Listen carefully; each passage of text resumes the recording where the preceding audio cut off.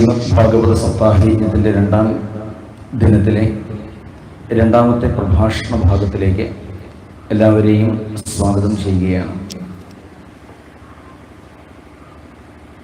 തൃതീയ സ്കന്ധത്തിലെ 24 വരെയുള്ള അധ്യായങ്ങളെയാണ് നേരത്തെ നാം സൂചിപ്പിച്ചത്. ഇനി 25 മുതൽ 31 വരെയുള്ള അധ്യായങ്ങളാണ് 12 മണി വരെയുള്ള സമയത്ത് നമുക്ക് കേൾക്കാനായിട്ടുള്ളത്. വിഷയം മനോഹരമായ കാപിലേയം അഥവാ കപിലോപദേശം. ശ്രദ്ധിക്കണേ. അമ്മയും മകനും മാത്രമായിട്ട് തീർന്നു ആശ്രമത്തിന്.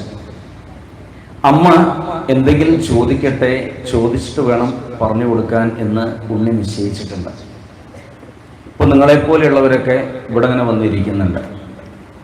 അപ്പോൾ ഇവിടെ വന്നിരിക്കാൻ കാരണം എന്താ? ഭാഗവതത്തോട് ഒരു പ്രേമം ഉള്ളതുകൊണ്ടാണ്, അല്ലേ?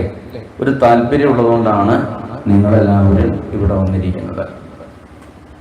അപ്പോൾ ആ ഒരു താല്പര്യം കാണുന്ന സമയത്ത് വക്താക്കളായിരിക്കുന്ന ഞങ്ങളെപ്പോലുള്ളവർക്ക് പറയാതെ പോവാൻ സാധിക്കില്ല. കാര്യങ്ങൾ പറഞ്ഞു തന്നെ പോവാനായിട്ട് സാധിക്കുള്ളൂ. ഒരു ദിവസം ഈ ആശ്രമത്തിനടുത്തുള്ള ഒരു ആൽമര ചുവട്ടിലേക്ക് ഭഗവാൻ കപിലവാസുദേവര് നീങ്ങി ആ ആൽമര ചുവട്ടിൽ ഇരിപ്പങ്ങോട്ട് ഉറപ്പിച്ചു. അത്രയും വയസ്സായിട്ടുള്ളൂ കേട്ടോ. കുട്ടികളെ ശ്രദ്ധിക്കണേ. 5 വയസ്സേ പ്രായമായിട്ടുള്ളൂ. നമ്മുടെ ഒന്നും പ്രായമില്ല. 5 വയസ്സ് പ്രായമുള്ള ആ ഉണ്ണിയാണ് ഇനി മഹാവൃദ്ധയായിരിക്കുന്ന അമ്മയ്ക്ക് ചില ഉപദേശങ്ങൾ കൊടുക്കുന്നത്. നമുക്ക് കഴിയണത്ര പുസ്തകത്തിലൂടെ തന്നെ, ഗ്രന്ഥത്തിലൂടെ തന്നെ പോകാം. 25-ാമത്തെ അധ്യായം ഒന്ന് തുറന്നു വയ്ക്കും. കപിലസ്തത്വസംഖ്യാത ഭഗവാൻ ആത്മമായയാ ജാത സ്വയമജാ സാക്ഷാത് ആത്മപ്രജ്ഞപ്തയേ നൃണാം. എന്തിനു വേണ്ടിയിട്ടാണ് ഭഗവാൻ ഈ കപിലവാസുദേവരായിട്ട് അവതരിച്ചത്? ഒരു കാലത്ത് മറഞ്ഞു പോയതായിരിക്കുന്ന സാഖ്യശാസ്ത്രത്തെ പുനഃഉദ്ധരിക്കാനാണ് ഭഗവാന്റെ ഈ കപിലാവതാരം. ഈ അമ്മ ആ ഉണ്ണിയുടെ അടുത്തേക്ക് നീങ്ങി. ആ ഉണ്ണിയുടെ അടുത്ത് നീങ്ങിയിട്ട് ആ ഉണ്ണിയോട് പറഞ്ഞു, ഉണ്ണി കപില, അവിടുന്ന് ആരാണ് എന്ന് എനിക്ക് നന്നായിട്ട് അറിയാം. എന്തിനായിരുന്നു ഈ അവതാരം അതും ഞാൻ മനസ്സിലാക്കിയിട്ടുണ്ട്. ഇപ്പതാ ഈ അമ്മയുടെ മനസ്സ് പിടയ്ക്കുകയാണ്.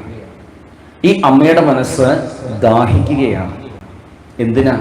അറിവിനായിട്ട്, ജ്ഞാനത്തിനായിട്ട്, അർത്ഥിയായിട്ട് മാറിയ അച്ഛൻ നേടണം എന്ന് താല്പര്യമുള്ള ആളായിട്ട് മാറി.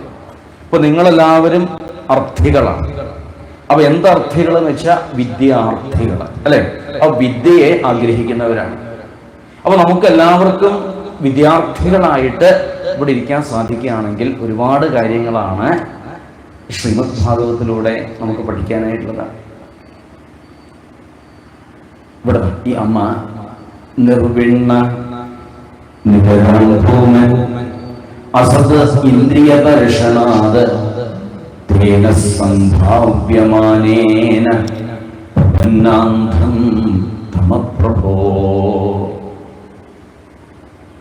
അസത് ഇന്ദ്രിയ ദർശനാത്, അസത്തുക്കളായിരിക്കുന്ന ഇന്ദ്രിയങ്ങളുടെ പിടിയിൽപ്പെട്ട് നട്ടം തിരിയാണ് ഈ അമ്മയുടെ മനസ്സെന്നാണ്. അപ്പൊ അസത്തുക്കളായിരിക്കുന്ന ഇന്ദ്രിയങ്ങള് എന്ന് പ്രത്യേകം എടുത്ത് പറഞ്ഞു. എന്താ വെച്ചാൽ ഇവിടെ സത്ത് ഒന്ന് മാത്രമേ ഉള്ളൂ. അത് ഈശ്വരന്, ആ ഗുരുവായൂരപ്പനെ.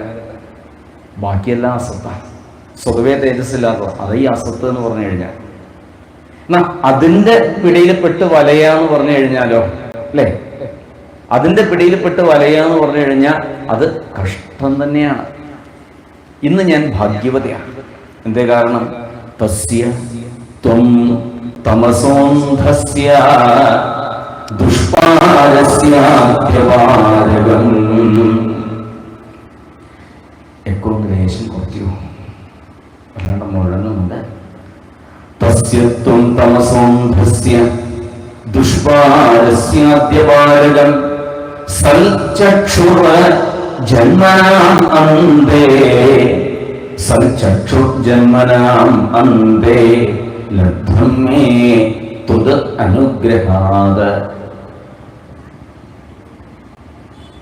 ജന്മനാം അന്തേ, ആ ശ്ലോകത്തിലെ ആ വാക്ക് ശ്രദ്ധിക്കണേ. ജന്മനാം അന്തേ രണ്ടു തരത്തിൽ വേണമെങ്കിൽ പറയാം. ഒരു ശൈലിയിൽ പറഞ്ഞ അവസാനത്തെ ജന്മം എന്ന് പറയും. ഇപ്പൊ ഇവിടെ നിങ്ങളുടെ ജന്മമൊന്നുമില്ല. ഭഗവാനെയൊക്കെ മകനായിട്ട് കിട്ടിക്കഴിഞ്ഞാൽ പിന്നെ രണ്ടാമത് ജന്മം ഉണ്ടാവുമോ? ജന്മം ഉണ്ടാവുന്നില്ല. അപ്പൊ ഒരു ശൈലി പറഞ്ഞാൽ അവസാനത്തെ ജന്മമാണെന്ന് പറയാം. ഇനി മറ്റൊരു ശൈലി പറയുകയാണെങ്കിലോ ഈ ജന്മത്തിന്റെ അവസാനം എന്നും പറയാം.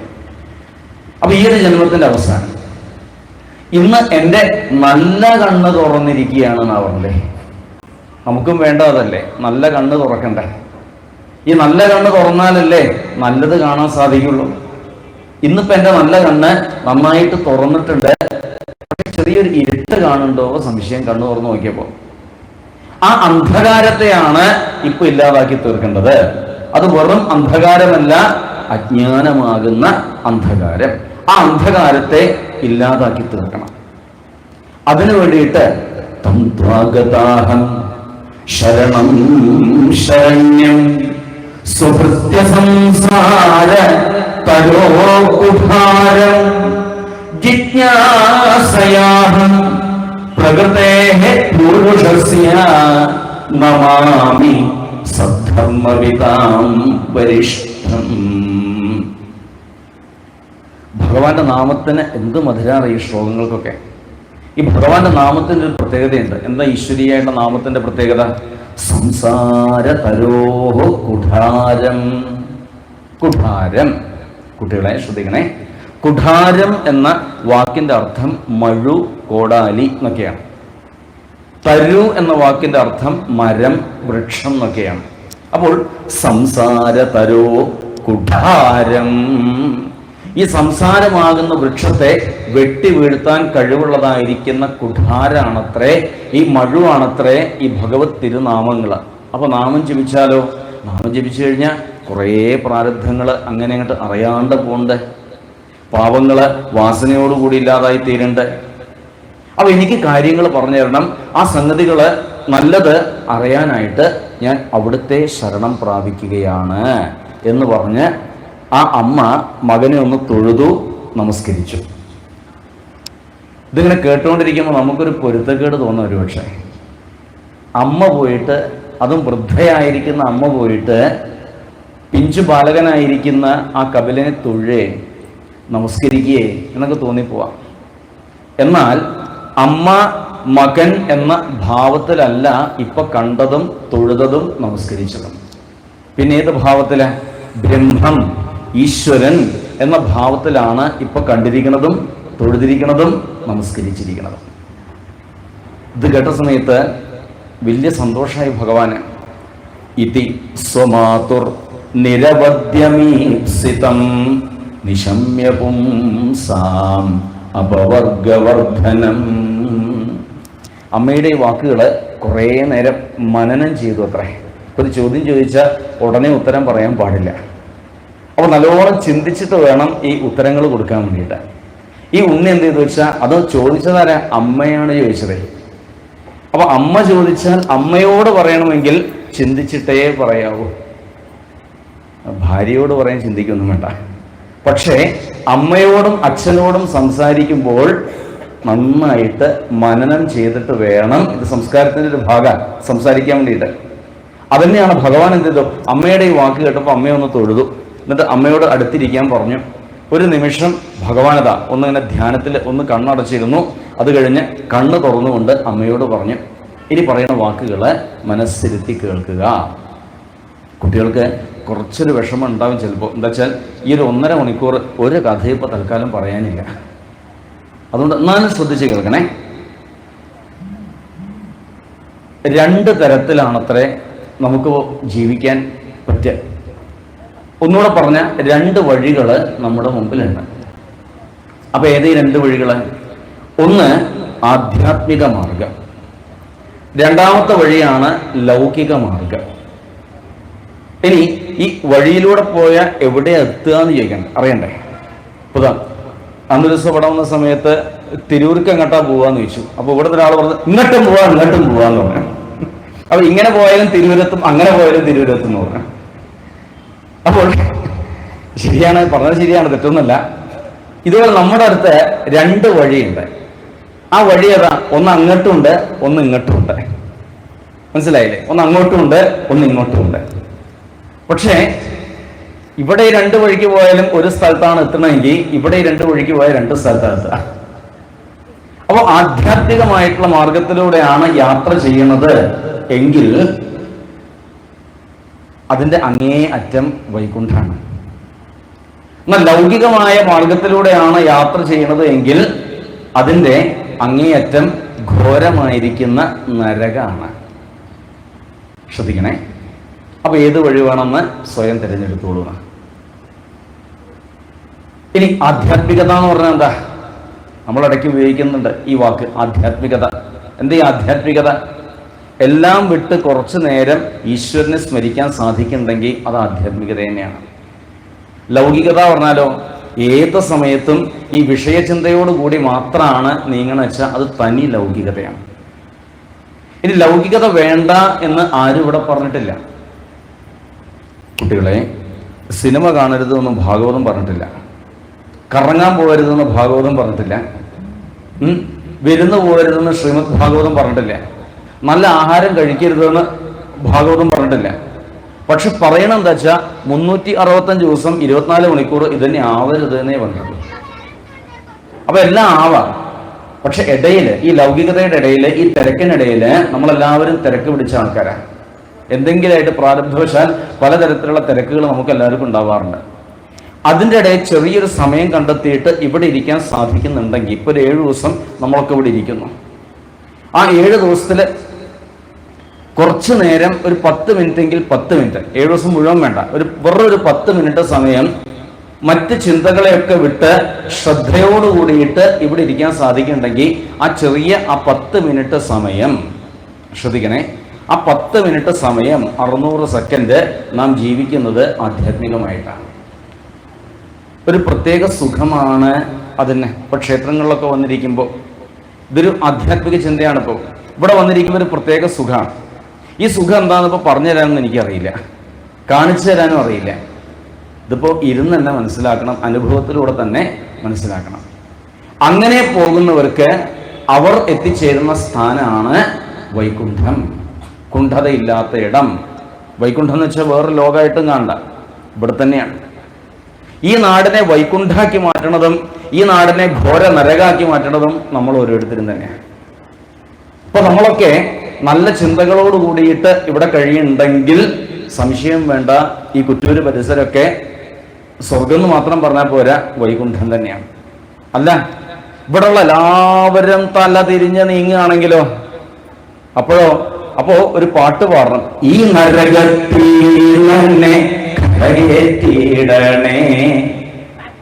അപ്പൊ നരകാക്കി മാറ്റണമെന്ന് നമ്മൾ തന്നെയാണ്. അപ്പൊ നമ്മുടെ ചിന്തയാണ്, നമ്മുടെ മനസ്സാണ് നമ്മുടെ ചുറ്റുപാടിനെ വൈകുണ്ഠാക്കുന്നതും അതുപോലെ നരകാക്കി മാറ്റണതും. അപ്പൊ ഭാഗവതം പറയാണ് നിങ്ങൾക്ക് വിട്ടു തന്നിരിക്കുന്നു എന്ന്. ആ പന്ത് ഇങ്ങോട്ടേക്ക് ഇട്ടു. ഇനി നമ്മളാണത് കൈകാര്യം ചെയ്യേണ്ടത്. ഭഗവാൻ പറഞ്ഞു, അമ്മേ, എല്ലാറ്റിനും മനസ്സ് കാരണമായിട്ട് മാറുന്നുണ്ട്. ഒന്ന് 15ാമത്തെ ശ്ലോകം നോക്കൂ. ചേത ഖൽവസ്യ ബന്ധായ മുക്തയേച്ഛ ആത്മനോ മതം ഗുണേഷു സകൃതം ബന്ധായ രതം വാ പുംസി മുക്തയേ.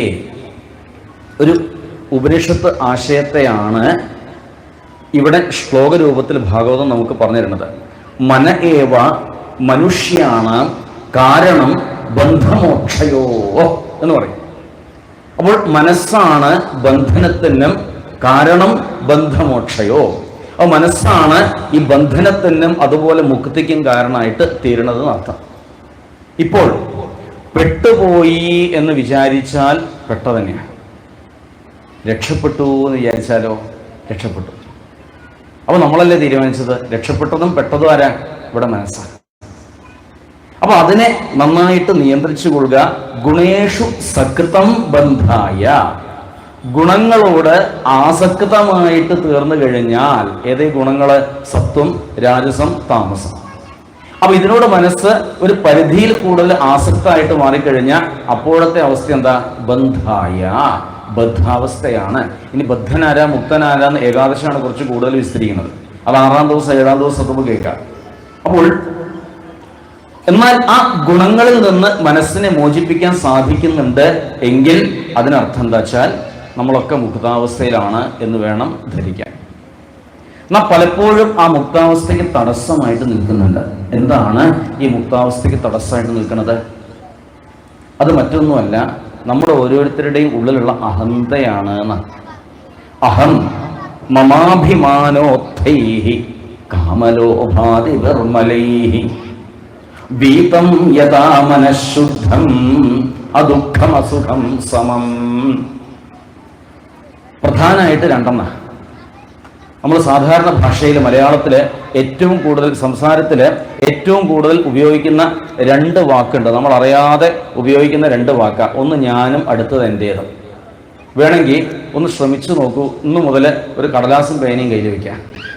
വർത്തമാനം പറയുമ്പോൾ ഞാൻ എന്ന് പറഞ്ഞാൽ അവിടെ നിന്ന് മാർക്ക് ചെയ്യാം, എൻ്റേത് പറഞ്ഞാൽ അടുത്തതിൽ മാർക്ക് ചെയ്യാം. രാത്രി കിടക്കാൻ നേരത്ത് എണ്ണിക്കോളൂ. ചുരുങ്ങിയത് ഉറപ്പിച്ച് പറയട്ടെ 745 തവണ ഈ ശബ്ദം ഉപയോഗിച്ചിട്ടുണ്ടാവും. അപ്പോൾ നമുക്ക് റീഡിങ് എടുക്കാം എത്രത്തോളം അഹങ്കാരം അകത്തിങ്ങനെ വർത്തിക്കുന്നുണ്ട് എന്ന്. അപ്പോൾ അതുകൊണ്ട് കഴിയണത്ര ഇതൊന്നും കേട്ടിട്ട് ഇനി ഞാൻ എൻ്റേതൊന്നും പറയാതെ കാണും വേണ്ട, അതിൽ നിന്നും മെനക്കെടണ്ട. ഞാൻ എൻ്റേതൊക്കെ പറഞ്ഞോളൂ. പക്ഷേ ഇത് അഹങ്കാരത്തെ സൂചിപ്പിക്കുന്നുണ്ട് എന്ന ബോധം ഉണ്ടായിക്കഴിഞ്ഞാൽ കുറെ നിയന്ത്രിക്കാൻ നമുക്ക് സാധിക്കും. അപ്പോൾ ഈ അഹന്തയിൽ നിന്ന് രക്ഷ നേടണമെങ്കിൽ ഇന്നിപ്പോൾ ഇവിടെ ഇരുന്ന് ഒറ്റ മാർഗം മാത്രമേ പറയാനുള്ളൂ. ആ മാർഗം ഭക്തി മാർഗമാണ്. ശുദ്ധമായ ഭക്തിയെ സമ്പാദിക്കുക. അതും ജ്ഞാന വൈരാഗ്യ യുക്തേന ഭക്തിയുക്തേന. വ്യക്തമായിട്ട് പറഞ്ഞു എങ്ങനെയുള്ള ഭക്തിയാണ് സമ്പാദിക്കേണ്ടത്. ജ്ഞാന വൈരാഗ്യത്തോടു കൂടി ചേർന്നതായിരിക്കുന്ന ഭക്തിയെ സമ്പാദിക്കണം. മനസ്സിലാവുണ്ടോ? അപ്പൊ രണ്ടും ഉണ്ടാവണം. രണ്ടിനെയും ഒരുപോലെ വളർത്തിയെടുക്കും വേണം. അപ്പൊ ഏത് 2 ഒന്ന് ജ്ഞാനാണ്, അടുത്തത് ഭക്തിയാണ്. അപ്പൊ തത്വചിന്തനം ഉണ്ടാവണം, അതേ സന്ദർഭത്തിൽ ഭക്തി ഉണ്ടാവണം. ഇതിൽ ഒന്ന് മാത്രമായി കഴിഞ്ഞാൽ ചിലപ്പോൾ പറയുമ്പോൾ തെറ്റിദ്ധരിക്കരുത്, നേരായ അർത്ഥം എടുക്കാവൂ. ഇതിൽ ഒന്ന് മാത്രമായി കഴിഞ്ഞാൽ ചിലപ്പോൾ ചില അപകടങ്ങൾക്ക് കാരണമായിട്ട് മാറുമത്രേ. വെറും ഒരു ഭക്തി മാത്രമാണ് ഈ മനസ്സിലുള്ളത് എന്ന് വയ്ക്കാം.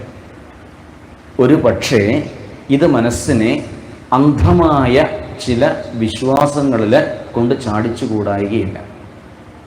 ചാടിക്കുന്നൊന്നും പറഞ്ഞിട്ടില്ലേ, ചാടിച്ചുകൂടായികയില്ല. എന്നാൽ വെറും ഒരു തത്വജ്ഞാനം മാത്രം തലേ കിടന്ന് ഇങ്ങനെ പുകഞ്ഞ് പുകഞ്ഞ് പുകഞ്ഞ് കളിക്കുകയെന്ന് വിചാരിക്കാം. ഈ തത്വജ്ഞാനം ഏറെക്കാണ്ട് തലയ്ക്ക് പിടിച്ചാലും ബുദ്ധിമുട്ടാണ്. അപ്പോൾ ഇതിങ്ങനെ തലേ കിടന്ന് പുകഞ്ഞ് കളിക്കാൻ വയ്ക്കുക. ഉറപ്പായിട്ടും ഇത് മനസ്സിനെ കൊണ്ടെത്തിക്കുക എവിടേക്കാന്നല്ലേ? നിരീശ്വരവാദത്തിലേക്കാണ്. അതുകൊണ്ടാണ് അറിവുള്ളവർ പറയുന്നത് 2 ഉണ്ടാവണം എന്നാണ് പറയുക. പഴയകാല ആചാര്യന്മാരൊക്കെ പറയാം 2 ഉണ്ടാവണം. ഭക്തിക്ക് അടിസ്ഥാനം വേണമെങ്കിൽ തത്വചിന്തനം ഉണ്ടാവണം. ആ തത്വചിന്തനത്തിന് അഴകുണ്ടാവണമെങ്കിൽ ഭക്തിയും ഉണ്ടായിരിക്കണം. ഇതിങ്ങനെ കൈ കോർത്തിട്ടാ. എന്താ വെച്ചാൽ മഹാത്മ്യ ദിവസം പറഞ്ഞില്ലേ, അമ്മയും മക്കളും ആണെന്ന് പറഞ്ഞില്ലേ. അമ്മ ഭക്തിയാണ്, മക്കൾ ജ്ഞാനവും വൈരാഗ്യവുമാണ്. ഈ അമ്മയും മക്കളും ഒരുമിച്ചായി കഴിഞ്ഞാൽ ആ കുടുംബം നന്നായിട്ട് ശോഭിക്കും അല്ലേ? അമ്മയും മക്കളും 2 വഴിക്കാണ്ട് പോയി കഴിഞ്ഞാൽ കുറച്ച് ബുദ്ധിമുട്ടാണ്. അപ്പോൾ ഈ അമ്മയും മക്കളും എപ്പോഴും നമ്മുടെ ഉള്ളിൽ ഒരുമിച്ചുണ്ടാവട്ടെ എന്ന് പ്രാർത്ഥിക്കാം. അതിനെ വാർത്തെടുക്കണം, വളർത്തിയെടുക്കണം. എങ്ങനെ വളർത്തിയെടുക്കാം? അതിനും ഒരു വഴിയുണ്ട്, പറഞ്ഞു തരാം. അടുത്ത ശ്ലോകം നോക്കിക്കോളൂ. പ്രസംഗം അജരം പാശം ആത്മന കവയോ വിദു സേവ സാധുഷൃതോ മോക്ഷദ്വാരമപാവൃതം. മറക്കരുതേ, നല്ല ശ്ലോകം അതൊക്കെ. പ്രസംഗം അജരം പാശം ആത്മന കവയോ വിദു. കവയോ വിദു, അറിവുള്ളവർ പറഞ്ഞു കേട്ടത് എന്താണത്രേ? പ്രസംഗം ഉണ്ടാവണം എന്നാണ്. ഇനി പ്രസംഗം എന്ന് പറഞ്ഞാൽ എന്താ അർത്ഥം? പ്രഹർഷേണയുള്ള സംഘത്തെ പ്രസംഗം എന്ന് പറയുന്നു. പ്രഹർഷേണയുള്ള സംഘം എന്ന് പറഞ്ഞാൽ വിശേഷേണയുള്ള ബന്ധങ്ങൾ. അപ്പോൾ ജീവിതത്തിൽ വിശേഷേണ ബന്ധങ്ങളെ സ്ഥാപിച്ചെടുക്കാൻ നമുക്ക് പറ്റണം. ഈ വിശേഷേണ എന്ന് അടിവരയിട്ട് പറയുകയാണ്, സജ്ജനങ്ങളെയാണ് ഇവിടെ ഉദ്ദേശിച്ചത്. അതാണ് പ്രസംഗം ഉണ്ടാവണം എന്ന് പറയുന്നത്. ഇങ്ങനെ പ്രസംഗം ഉണ്ടായിക്കഴിഞ്ഞാൽ തീർച്ചയായിട്ടും എന്തുണ്ടാവുന്നുണ്ട്? ഭക്തി, ശുദ്ധമായ ഭക്തി ഉള്ളിൽ വിളയാടുന്നുണ്ട്.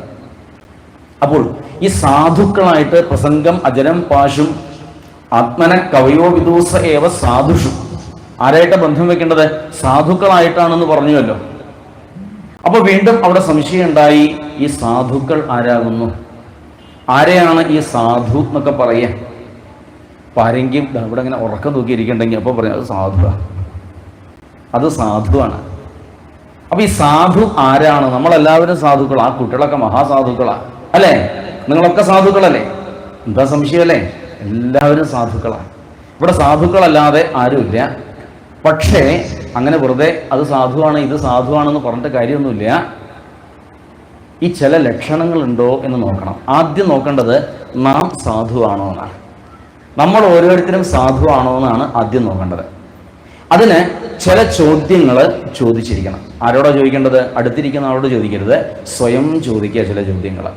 ആ ചോദ്യങ്ങൾ വേണമെങ്കിൽ പറഞ്ഞുതരാം. എന്തൊക്കെയാണ് ആ പോയിന്റ്സ് എന്ന് വേണമെങ്കിൽ പറഞ്ഞുതരാം. അടുത്ത ശ്ലോകം നോക്കൂ. സാധു ലക്ഷണത്തെക്കുറിച്ച് അവിടെ പറയണതേ, തിതിക്ഷവ കാരുണികാഹ സുഹൃദ സർവദേഹിനാം അജാതശത്രവശാന്ത സാധവ സാധുഭൂഷണ. സന്ദർഭവശാൽ പറയട്ടെ, ഈ കാപ്പിലെയും ശരിക്കും പഠിക്കണമെങ്കിൽ, ശരിക്കും മനസ്സിലാവണമെങ്കിൽ ക്ഷമയോടുകൂടി അധ്യാത്മരാമായണം കിളിപ്പാട്ടിലെ ആരണ്യകാന്ഡം വായിക്കുക. ഒരു 10 വയസ്സ് ആരണ്യകാന്ഡം വായിച്ചാൽ മതി. ആരണ്യകാന്ഡം വായിച്ചു കഴിഞ്ഞാൽ കുറേയൊക്കെ ഇതിലെ ആശയങ്ങൾ നമുക്ക് മനസ്സിലാക്കിയെടുക്കാൻ സാധിക്കും. നോക്കൂ, ഇവിടെ പറഞ്ഞു ചില ചോദ്യങ്ങൾ ചോദിച്ചോട്ടെ. ക്ഷമയുണ്ടോ എന്ന് ചോദിക്കുന്നു. എന്താ പറയുക? ഉണ്ട്. അടുത്ത ചോദ്യം സ്നേഹമുണ്ടോ എന്നാണ്. സ്നേഹമുണ്ടോ? ഈ പഴയയിടത്തുള്ളവർക്ക് സ്നേഹമുണ്ടോ? ഉണ്ട് അല്ലേ? നല്ലോണം സ്നേഹമുണ്ട്. അടുത്ത ചോദ്യം വിനയമുണ്ടോ എന്നാണ്. അത് നല്ലോണം ഉണ്ടെന്ന് വന്നപ്പോൾ തന്നെ മനസ്സിലായി. ഇനി അടുത്ത ചോദ്യം എന്താ വെച്ചാൽ ശ്രദ്ധയുണ്ടോ എന്നാണ്. അതുമുണ്ട്. അതും മനസ്സിലായി. കാരണം നിങ്ങളൊക്കെ ശ്രദ്ധിച്ചിരിക്കുന്ന ആൾക്കാരാണ്. നല്ല ശ്രദ്ധയുണ്ട്. അടുത്ത ചോദ്യം ഭക്തിയുണ്ടോന്നാണ്. ഒരു സംശയവുമില്ല. എന്താ ഒരു സംശയമില്ലാത്തത്? ഭക്തിയുണ്ട്, സംശയമൊന്നുമില്ല. അടുത്ത ചോദ്യം പരോപകാര ബുദ്ധിയുണ്ടോ? ഉണ്ടോ? ഉണ്ട്. അടുത്ത ചോദ്യം പരദ്രോഹ ചിന്തയുണ്ടോ? ഉണ്ട്. ഇല്ല. അപ്പൊ ഇങ്ങനെയുള്ള ചില ചോദ്യങ്ങൾക്ക് കൃത്യമായിട്ട് ഉത്തരം കൊടുക്കാൻ പറ്റിയാൽ നമുക്ക് തീരുമാനിക്കാം നാം സാധുവാണോ അതോ അതല്ലാത്ത അവസ്ഥയിലാണോ ഉള്ളത്. അപ്പൊ ആയതിനാല് ഇതൊന്ന് ഹൃദയത്തിൽ കുറിച്ച് വെക്കുക. ഈ ശ്ലോകം തിതിക്ഷവകാരുണികാഹ സുഹൃദ സർവദേഹിനാം അജാതശത്രവശാന്ത അജാതശത്രവശാന്ത സാധവ സാധുഭൂഷണ. സാധവ സാധുഭൂഷണ. ഇതൊക്കെ സാധുക്കൾക്ക് അലങ്കാരമായിരിക്കുന്ന ഗുണങ്ങളാണ്. ഇതൊക്കെ എന്തിനാ ഭാഗവത് എടുത്തു പറയണത്? ഈ ഗുണങ്ങളെയൊക്കെ സമ്പാദിക്കാൻ ജീവിതത്തിൽ കുറേ സമ്പാദ്യം ഉണ്ടാവണം. ആ സമ്പാദ്യം എന്താ? ഇവിടുന്ന് പോണ സമയത്ത് എന്തെങ്കിലും സമ്പാദ്യം ഇവിടെ വേണ്ടേ? ആ സമ്പാദ്യം എന്താന്ന് ചോദിച്ചാൽ ഇതൊക്കെ ആവണം, ഈ ഗുണങ്ങളെയൊക്കെ ആവണം ചുരുങ്ങിയ കാലത്തെ ജീവിതം കൊണ്ട് നാം സമ്പാദിക്കേണ്ടത് എന്ന്. രാമായണാണെങ്കിൽ ഒന്നുകൂടി വ്യക്തമായിട്ട് മലയാളത്തിൽ മനസ്സിലാവുന്ന ഭാഷയിൽ പറഞ്ഞു, സാധുക്കളാകുന്നത് സമചിത്തന്മാരല്ലോ ബോധിപ്പിച്ചിടം ആത്മജ്ഞാനവും. ഈ സാധുക്കള് എന്ന് പറയുന്നത് സമചിത്തതയുള്ളവരാണ്. ഈ സമചിത്തതയുള്ളവര് അവരെ ബോധിപ്പിച്ചിടും ആത്മജ്ഞാനം. അവരെന്താ ചെയ്യണത്? അവരുടെ ഉള്ളിലുള്ളതായിരിക്കുന്ന ആ ജ്ഞാനത്തെ മറ്റുള്ളവർക്ക് പകർന്നു കൊടുക്കുകയും ചെയ്യും. അന്യായിട്ട് അവർക്കൊന്നും പറയാനില്ല. മൈ അനന്യേന ഭാവേന ഭക്തിം കുർവന്തി യേ ദൃഢാം മൽകൃതേ ത്യക്തകർമാണ ത്യക്ത സുജനബാന്ധവാ. ഈ സാധുക്കൾ തമ്മിൽ ചേർന്ന് കഴിഞ്ഞാൽ, ഇപ്പൊ ഉദാഹരണമായിട്ട് ഭാഗവത്തിൽ കുറെ കഥകൾ പറഞ്ഞിട്ടുണ്ട്. വിതുരനും ഉദ്ധവനും തമ്മിൽ കണ്ട സമയത്ത് വേണമെങ്കിൽ നാട്ടുകാരെയും വീട്ടുകാരെയും ചോദിക്കായിരുന്നു. അതൊന്നും ചോദിക്കാതെ കൃഷ്ണലീലകളാണ് അവർ ചർച്ച ചെയ്തത്. അപ്പൊ ഈ സാധുക്കൾക്ക് ഭഗവത് കാര്യങ്ങളല്ലാതെ ഭഗവാനിൽ നിന്ന് അന്യമായിട്ട് അവർക്കൊന്നും പറയാനില്ല, അവരൊന്നും പറയില്ല. ഈശ്വരീയമായിട്ടുള്ള കാര്യങ്ങൾ മാത്രമേ അവർ പറയുള്ളൂ, ഈശ്വരീയമായിട്ടുള്ള കഥകൾ മാത്രമേ അവർ പറയുള്ളൂ. പ്രിയപ്പെട്ടവരെ, ശബ്ദാർത്ഥം മാത്രം എടുക്കരുത്. ഇതിങ്ങനെ കേട്ടിട്ട് ഒരിക്കലും ഒരാൾ ചോദിച്ചൊരു കുസൃതി ചോദ്യമുണ്ട്, അല്ല ഇവർ തമ്മിൽ കണ്ട ഈ കൃഷ്ണന്റെ കഥയും പറഞ്ഞുകൊണ്ടിരിക്കുമെന്ന് ചോദിച്ചു. അതല്ല ഇതിന്റെ അർത്ഥം. അങ്ങനെ നമുക്ക് ചിന്തിക്കാൻ പറ്റും. ഇപ്പോൾ രണ്ടുപേര് വഴിയിൽ വെച്ച് കണ്ടുമുട്ടി, അങ്ങാടി വെച്ച് കണ്ടുമുട്ടി. അപ്പൊ ഒരാൾ ചോദിച്ചു, നിങ്ങൾ അറിഞ്ഞോ എന്ത് പണ്ടൊരിക്കലേ ഉണ്ണിക്കണ്ണൻ മണ്ണ് വാരി വായിലിട്ടത്? ഇതല്ല ഇതിന്റെ അർത്ഥം. ഇവിടെ പറയുന്നതിന്റെ അർത്ഥം എന്താ വെച്ചാൽ, രണ്ടാമതൊരാളുടെ മനസ്സിനെ വേദനിപ്പിക്കുന്ന ഒരു തരത്തിലുള്ള വാക്കുകളും ഈ സാധുക്കളുടെ ഉള്ളിൽ നിന്ന് ഉണ്ടാവില്ല. അതാണ് അന്യചിന്ത കൂടാതെയുള്ള വാക്കുകൾ മാത്രമേ ഉണ്ടാവുള്ളൂ എന്ന് പറയാൻ കാരണം. അപ്പൊ ഇങ്ങനെയുള്ള സാധുക്കളായിട്ട് ബന്ധം വെച്ച നമുക്ക് എന്താ നേട്ടം ഉണ്ടാവണത്? എന്തെങ്കിലും നേട്ടം നമുക്ക് വേണ്ടേ? എന്താ നമുക്കുണ്ടാവണ നേട്ടം? അടുത്ത ശ്ലോകം നോക്കൂ, 25-ാമത്തെ ശ്ലോകം നോക്കൂ. സതാം പ്രസംഗാൻ മമ വീര്യ സംവിദോ ഭവന്തി കർണരസായന കഥാ തൽജോഷണാദാശ്വപവർഗവർമ്മനി ശ്രദ്ധാ രതി ഭക്തി അനുക്രമിഷ്യതി. ശ്രദ്ധിച്ച അർത്ഥം കൂടെ വായിച്ചെടുക്കാം. സതാം പ്രസംഗാൻ മമ. സതാം പ്രസംഗാന്, സതാം എന്ന് വെച്ചാൽ സത്തുക്കൾ. അപ്പൊ ഈ സത്തുക്കളായിട്ട് പ്രസംഗാന് വിശേഷണ ബന്ധം വന്നു കഴിഞ്ഞാൽ, ഈ സത്തുക്കളായിട്ട് എപ്പോഴും ജീവിതത്തിൽ ബന്ധം വന്നു കഴിഞ്ഞാൽ സംഭവിക്കുന്നു. എന്ത് സംഭവിക്കുന്നു? ഹൃത്ത് കർണ. ശ്രദ്ധിക്കണേ, ഹൃത്ത് കർണ ഈ രണ്ടെണ്ണത്തെയും ഒരേപോലെ ആനന്ദിപ്പിക്കുന്ന ഒന്നുണ്ട്. ഏതാ ഈ രണ്ടെണ്ണത്തെ ഒരുപോലെ ആനന്ദിപ്പിക്കുന്നത്? അതാണ് ഈശ്വരീയമായിട്ടുള്ള കഥകള്, ഭാഗവത കഥകള്, ആ കൃഷ്ണ കഥകള്. ഇത് ധാരാളമായിട്ട് അനുഭവിക്കാനും കേൾക്കാനുമായിട്ട് സാധിക്കുന്നു. നിരന്തരമായിട്ട് കേട്ട് കഴിഞ്ഞാൽ, ഇപ്പൊ ഭാഗവതൊക്കെ ശ്രദ്ധയോടുകൂടി ഇങ്ങനെ കേട്ട് കേട്ട് കേട്ട് കേട്ട് കേട്ട് കേട്ട് കേട്ട് ഇതൊരു പദം വരാനുണ്ട്. ഇപ്പൊ അടുത്ത കാലത്തൊന്നും വരില്ല, അത് കുറെ കാലം എടുക്കുക. ഒരു പദം വരാനുണ്ട്. അതുകൊണ്ട് വന്നു കഴിഞ്ഞാൽ പിന്നെ ബാക്യമായിട്ട് ഒന്നിലേക്കും ശ്രദ്ധ പോവില്ല. ഭാഗവത്തിൽ മാത്രമേ ശ്രദ്ധയുണ്ടാവുള്ളൂ. ആ ഒരു സന്ദർഭത്തിൽ ഈ മനസ്സിൽ എന്ത് സംഭവിക്കുന്നു? ശ്രദ്ധ. വരി വരിയായിട്ട് ഇപ്പോ ക്യൂ നിൽക്കുകയാണ് അത്ര പുറത്ത്. അവരെ നമുക്ക് അകത്തേക്ക് ക്ഷണിക്കേണ്ടതായിട്ടുണ്ട്. ആരൊക്കെ ഇവിടെ വരി നിൽക്കുന്നത്? ശ്രദ്ധ, രതി, ഭക്തി, അനുക്രമിഷ്യതി. 1 by 1 ആയിട്ട് ഓരോരുത്തരായിട്ട് അകത്തേക്ക് കയറി വരുന്ന അർത്ഥം. അതിൽ ആദ്യം വരുന്നത് ശ്രദ്ധയാണ്. ആ ശ്രദ്ധയിലൂടെയാണ് അറിവുണ്ടാവുന്നത്. അതിലൂടെയാണ് ഭക്തി നന്നായിട്ട് പ്രകാശിക്കുന്നത് എന്ന് അർത്ഥം. ഇത് കേട്ട സമയത്ത് ദേവഹൂതി അടുത്തൊരു ചോദ്യം ചോദിച്ചു. ഇവിടെ ചോദ്യ ഉത്തരമാണ്, ചോദ്യങ്ങളും ഉത്തരങ്ങളുമാണ്. അപ്പോൾ ദേവഹൂതി അമ്മയുടെ അടുത്ത ചോദ്യം എന്താ വെച്ചാൽ, കാചിത്വ യുചിതാ ഭക്തി കീദൃശി മമ ഗോചര യയാ പദം തേ നിർവാണം അഞ്ജസാ നാഷ്ണവ അഹം. എപ്രകാരത്തിൽ ഉള്ളതായിരിക്കുന്ന ഒരു ഭക്തിക്കാണ് അവിടുന്ന് പ്രാധാന്യം കൽപ്പിക്കുന്നത്? എപ്രകാരം ഉള്ളതായിരിക്കുന്ന ഒരു ഭക്തിയാണ് ഈ ചുരുങ്ങിയ ആയുസ്സിനെ കൊണ്ട് നമുക്ക് സമ്പാദിച്ചെടുക്കേണ്ടതായിട്ട്? ഇപ്പം എല്ലാം കൂടി വാരി പിടിക്കാനൊന്നും ഇപ്പോൾ നമ്മളെ കൊണ്ട് പറ്റില്ല.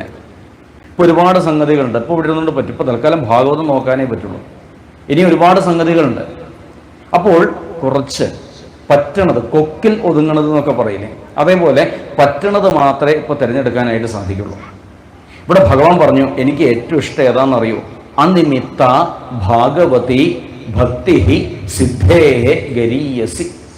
ഈ ആശയം ഇന്നലെയും പറഞ്ഞതാണ്. അനിമിത്ത, നിമിത്തം എന്ന വാക്കിന് കാരണം. അപ്പൊ അനിമിത്ത എന്ന് വെച്ചാൽ കാരണം കൂടാത്തതായ. അപ്പോൾ അനിമിത്ത ഭാഗവതി ഭക്തി സിദ്ധേ ഗരീയസി. അപ്പൊ കാരണം കൂടാത്തതായ ആ നിഷ്കാമ ഭക്തിയാണ് സിദ്ധികളെക്കാൾ ഒക്കെ കേമമായിട്ട് നിൽക്കുന്നത്. യഥാർത്ഥ ഭക്തൻ ഒരിക്കലും സിദ്ധികളുടെ പുറകെയൊന്നും പോവില്ല. ഈ സിദ്ധികളുടെ പുറകെ വല്ലവരും പോണ്ടെങ്കിൽ അത് ഭക്തനൊട്ടല്ലേ, അത് ഭക്തി ഇല്ലാത്തവരാണ്. എത്രയോ അധികം അമൂല്യമായ സിദ്ധിയുടെ ഉടമയാണ് സാക്ഷാൽ ഹനുമാൻ, ആഞ്ജനേയർ. പക്ഷെ അദ്ദേഹം എങ്ങനെയാ? ദാസനായിട്ടേ പോയിട്ടുള്ളൂ, അതും രാമന്റെ ദാസനായിട്ട്. സത്യം പറയുകയാണെങ്കിൽ ഹനുമാൻ ഒന്ന് വിചാരിച്ച രാവണൻ ഇല്ലാണ്ടാക്കി തീർക്കാം. പക്ഷെ അദ്ദേഹം അത് ചെയ്തില്ല. കാരണം തൻ്റെ ധർമ്മം അല്ലാതെ, തൻ്റെ ധർമ്മം ഈ രാമനാമം ജപിക്കൽ മാത്രം. അതാണ് സിദ്ധികളെക്കാൾ ശ്രേയസ്കരാണ് നിഷ്കാമയായിരിക്കുന്ന ഭക്തി എന്ന് പ്രത്യേകം എടുത്ത് പറയാൻ കാരണം. ആയതിനാൽ അമ്മേ മനസ്സിലാക്കിക്കോളൂ കേട്ടോ, എല്ലാം ഞാൻ അറിഞ്ഞുകൊണ്ടാണ്. ഞാൻ അറിയാതെ ഇവിടെ യാതൊന്നും നടക്കുന്നില്ല. അദ്ദേഹത്തിൻ്റെ അവസാനം പറഞ്ഞു, ചില ഉദാഹരണത്തിന് വേണ്ടിയിട്ടാണ് പറഞ്ഞത്. മദ്ഭയാത് വാദിവാതോയം സൂര്യസ്തപതി മദ്ഭയാത് വർഷതീന്ദ്രേ ദഹതി അഗ്നിഹി മൃത്യു ചിരതി മൽഭയാത് മദ്ഭയാത് വാദിവാതോയം. കാറ്റ് വീശുണ്ടെങ്കിൽ അതിന് കാരണം ഞാനാണ്. അഗ്നി കത്തുണ്ടെങ്കിൽ അതിന് കാരണം ഞാനാണ്. സൂര്യൻ ഉദിക്കുന്നുണ്ടെങ്കിൽ കാരണം ഞാനാണ്. ഈ ഉലകത്തില് ജനന മരണാദികൾ നടക്കുന്നുണ്ടെങ്കിൽ അതിനും കാരണം ഞാനാണ്. ചുരുക്കം പറഞ്ഞാൽ സർവത്തിനും കാരണക്കാരനായിരിക്കുന്ന എന്നില് ഏറ്റവും അവസാന ഭാഗം ഒന്ന് ശ്രദ്ധിച്ചു നോക്കൂ. തീവ്രേണ തീവ്രേണ തീവ്രാവണമെന്നാ പറയുന്നതേ. എന്താ ഈ തീവ്രാവേണ്ടത്?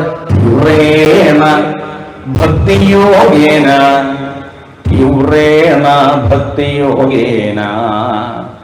മറക്കരുതേ. തീവ്രേണ ഭക്തിയോഗേന മനോ മയി അർപ്പിതം സ്ഥിരം. തീവ്രമായിരിക്കുന്ന ഒരു ഭക്തിയാല് നമ്മുടെ ഓരോരുത്തരുടെയും മനസ്സ് ആ ഭഗവാനില് ഉറക്കട്ടെ, എന്നിൽ ഉറക്കട്ടെ എന്നാണ്. അപ്പം ഈ കുറച്ച് നേരമായി ഈ കഴിഞ്ഞ അധ്യായത്തിനിടയ്ക്ക് ഞാൻ ഞാൻ ഞാൻ എന്നിൽ എന്നൊക്കെ പറഞ്ഞു. ഈ അധ്യായത്തിൻ്റെ തുടക്കത്തിൽ പറഞ്ഞ എന്താ? ഈ ഞാനും ഇല്ല എൻ്റേതും ഇല്ല, ആ ഭാവം ഉണ്ടാവാൻ പാടില്ല എന്നും പറഞ്ഞു. എന്നാൽ അവിടെ പറയുകയും ചെയ്തു ഞാൻ ഞാൻ ഞാൻ ഞാനാണ് എല്ലാറ്റിനും കാരണം, ഞാനാണ് എല്ലാറ്റിനും കാരണം, ഞാൻ തന്നെയാണ് കാരണം എന്നൊക്കെ പറഞ്ഞു. അപ്പോൾ ചെറിയൊരു സംശയമാണേ, വളരെ ചെറിയൊരു സംശയം. ആരെയും ഞാൻ ആരാണ് എന്ന ഒരു ചോദ്യം. അതിൻ്റെ ഉത്തരമാണ് അടുത്ത ശ്ലോകത്തിൽ അടുത്ത അധ്യായത്തിൽ 3-ാമത്തെ ശ്ലോകം. ഈ ഞാൻ ആരാണ് എന്നാണ് അവിടെ വ്യാഖ്യാനിക്കുന്നത്. അനാദി ആത്മ പുരുഷ നിർഗുണ പ്രകൃതേ പര പ്രത്യഗ്ധാമാ സ്വയം ജ്യോതി വിശ്വം യേന സമന്യുതം. അനാദി ആത്മാ അനാദി ആത്മാ അനാദി ആത്മാ. അനാദി അനാദി എന്ന് പറയാറുണ്ട്. എപ്പോഴാ വീട്ടിൽ കുട്ടികളോടൊക്കെ ദേഷ്യം പിടിച്ചാൽ അപ്പം പറയും അനാദിയാക്കി കളയണ്ട, അനാദിയാക്കിയിട്ട് അപ്പട്ടെ ഇപ്പോട്ടെ ഇട്ടിട്ട് ആൾക്ക് നിരക്കേണ്ടതെന്നാ. ശരിക്ക് അങ്ങനെ ചെയ്യണ്ടെങ്കിൽ നല്ലതാണ്. ഇവിടെ അനാദി എന്ന് പറഞ്ഞു കഴിഞ്ഞാൽ തുടക്കവുമില്ല, അതുപോലെ ഒടുക്കവുമില്ല, മധ്യവുമില്ല, ഒന്നുമില്ല. ഇതൊന്നും ഇല്ലാത്തത് ഇവിടെ ഒരാൾ മാത്രം. അനാദി ആത്മാ. ആത്മാന്ന് വെച്ചാൽ, ആത്മാന്നുള്ള വാക്കിന്റെ അർത്ഥം എന്താ വെച്ചാൽ ഒരുപോലെ നിറഞ്ഞിരിക്കുന്നത്, വ്യാപിച്ചിരിക്കുന്നത്. ആത്മാ നിർഗുണ. നിർഗുണ നിർഗുണനാണ് എന്ന് പറഞ്ഞു. എന്തേ നിർഗുണനാണ് എന്ന് പറഞ്ഞു കഴിഞ്ഞാൽ, ഇപ്പൊ സാധാരണ വെറുതെ നിർഗുണനാണ് എന്ന് പറഞ്ഞാൽ ഒരു ഗുണവുമില്ല അല്ലേ, ഒരു ഗുണവുമില്ല. സുന്ദരകാണ്ഡത്തില് രാവണൻ പറയുന്നുണ്ട് സീതാദേവിയോട് ഒരു സന്ദർഭത്തില്, ഓർത്താൽ ഒരു ഗുണമില്ലവനോമലേ. രാമനെ കുറിച്ചാ പറയണതേ. ഓർത്താൽ ഒരു ഗുണമില്ലവനോമലേ. പെട്ടെന്ന് വായിച്ചപ്പോ എന്താ മനസ്സിലാവുക? ഒരു ഗുണമില്ലാത്തവനെ രാമനെ. അങ്ങനെ ഒരു ഗുണമില്ലാത്തവനാണ് രാമൻ എന്ന് പറയാൻ മാത്രം അത്ര വിഡ്ഢിയല്ല 10 തലയുടെ ഉടമയായിരിക്കുന്ന ആ ലങ്കേശ്വരൻ. ആ പറഞ്ഞതിൻ്റെ അർത്ഥം എന്താ? ഇതിൽ ഒന്നില്ല. ഓർത്താൽ ഒരു ഗുണമില്ലവനോമലേ. സത്വം രാജസം താമസം, അതാണ് ഇത്. ഇതിൽ ഒന്നുപോലും ഇല്ലാത്ത ആള്, ആ അവസ്ഥയാണ് നിർഗുണാവസ്ഥ എന്ന് പറയുന്നത്. അപ്പോൾ ഇവിടെ ഞാനെന്ന് പറയുന്ന സത്യം നിർഗുണനാണ് എന്ന് പ്രത്യേകമായിട്ട് എടുത്തു പറഞ്ഞു. പ്രകൃതേഹേ പരാ, ഈ പ്രകൃതി ബന്ധങ്ങളൊന്നും അവിടെ ബാധകല്ല. തീർന്നില്ല. സ്വയം പ്രകാശിക്കുന്ന ആളാണ്, സ്വയമേവ പ്രകാശിക്കുന്ന ആളാണ്. സൂര്യന് ആരും ടോർച്ചടിച്ച് കാണിച്ചു കൊടുക്കേണ്ട കാര്യമില്ല. വേണോ? സൂര്യന് വെളിച്ചം കാണിച്ചു കൊടുക്കേണ്ട കാര്യമില്ല. സ്വയം പ്രകാശിക്കുന്ന ആളാണ്. ഇതുപോലെ ഭഗവാൻ സ്വയം പ്രകാശിക്കുന്ന ഒന്നാണ്. വിശ്വംയേന സമന്വിതം, ഒരേപോലെ എല്ലായിടത്തും നിറഞ്ഞു നിൽക്കണമുണ്ട്. അപ്പൊ ഒരേപോലെ എല്ലായിടത്തും നിറഞ്ഞു നിൽക്കണതുകൊണ്ട് ഭഗവാൻ ഒരു പേരുണ്ട്, വിഷ്ണു. വ്യാപ്നോതി ഇത് വിഷ്ണു, സർവത്ര നിറഞ്ഞിരിക്കുന്നവൻ ആരോ അവനാരാണത്രേ, അതാണ് വിഷ്ണു എന്നാണ്. അപ്പൊ സർവത്ര ഒരുപോലെ എല്ലായിടത്തും നിറഞ്ഞിരിക്കുന്നുണ്ട്. ഇത് കേട്ടപ്പോൾ ദേവഹൂതി അടുത്ത ചോദ്യം ചോദിച്ചു. പ്രകൃതേഹേ പുരുഷസ്യാഭി ലക്ഷണം പുരുഷോത്തമ ബ്രൂഹി കാരണയോഗ്യസ്യ സദസച്ച യഥാത്മകം. അല്ല, ഇപ്പൊ പറഞ്ഞല്ലോ ഈ പ്രകൃതി പുരുഷ എന്നൊക്കെ പറഞ്ഞല്ലോ. ഈ പ്രകൃതി പുരുഷ തത്വത്തെ ഒന്ന് അറിഞ്ഞാൽ തിരക്കേടില്ല, അതൊന്ന് മനസ്സിലാക്കി തന്നാൽ തിരക്കേടില്ല എന്ന്. സാഖ്യ ഭാഗങ്ങൾ ഗീതയിലൊക്കെ വളരെയധികം വിസ്തരിക്കുന്നുണ്ട്. എന്നാൽ ഇത് കുട്ടികളുടെ ഭാഷയാണ്. ഈ കാപിലയത്തിൽ കൊച്ചു കുട്ടികൾക്ക് പോലും, അങ്ങനെയുള്ള കൊച്ചു കുട്ടികൾക്ക് പോലും മനസ്സിലാവത്തക്ക ഒരു ശൈലിയിലാണ് കപിലവാസുദേവർ നമുക്കായിട്ട് പറഞ്ഞിരുന്നത്. ഏതൊക്കെയാണ് ഈ തത്വങ്ങളെന്നാണ് പറഞ്ഞിരുന്നത്. പഞ്ചഭി, 11ാമത്തെ ശ്ലോകം ശ്രദ്ധിക്കൂ. പഞ്ചഭി പഞ്ചഭിർ ബ്രഹ്മ ചതുർഭി ദശഭിസ്തത ഏതഃ ചതുർവിംശതികം ഗണം പ്രാധാനികം വിദു. നല്ല കണക്കാണത്.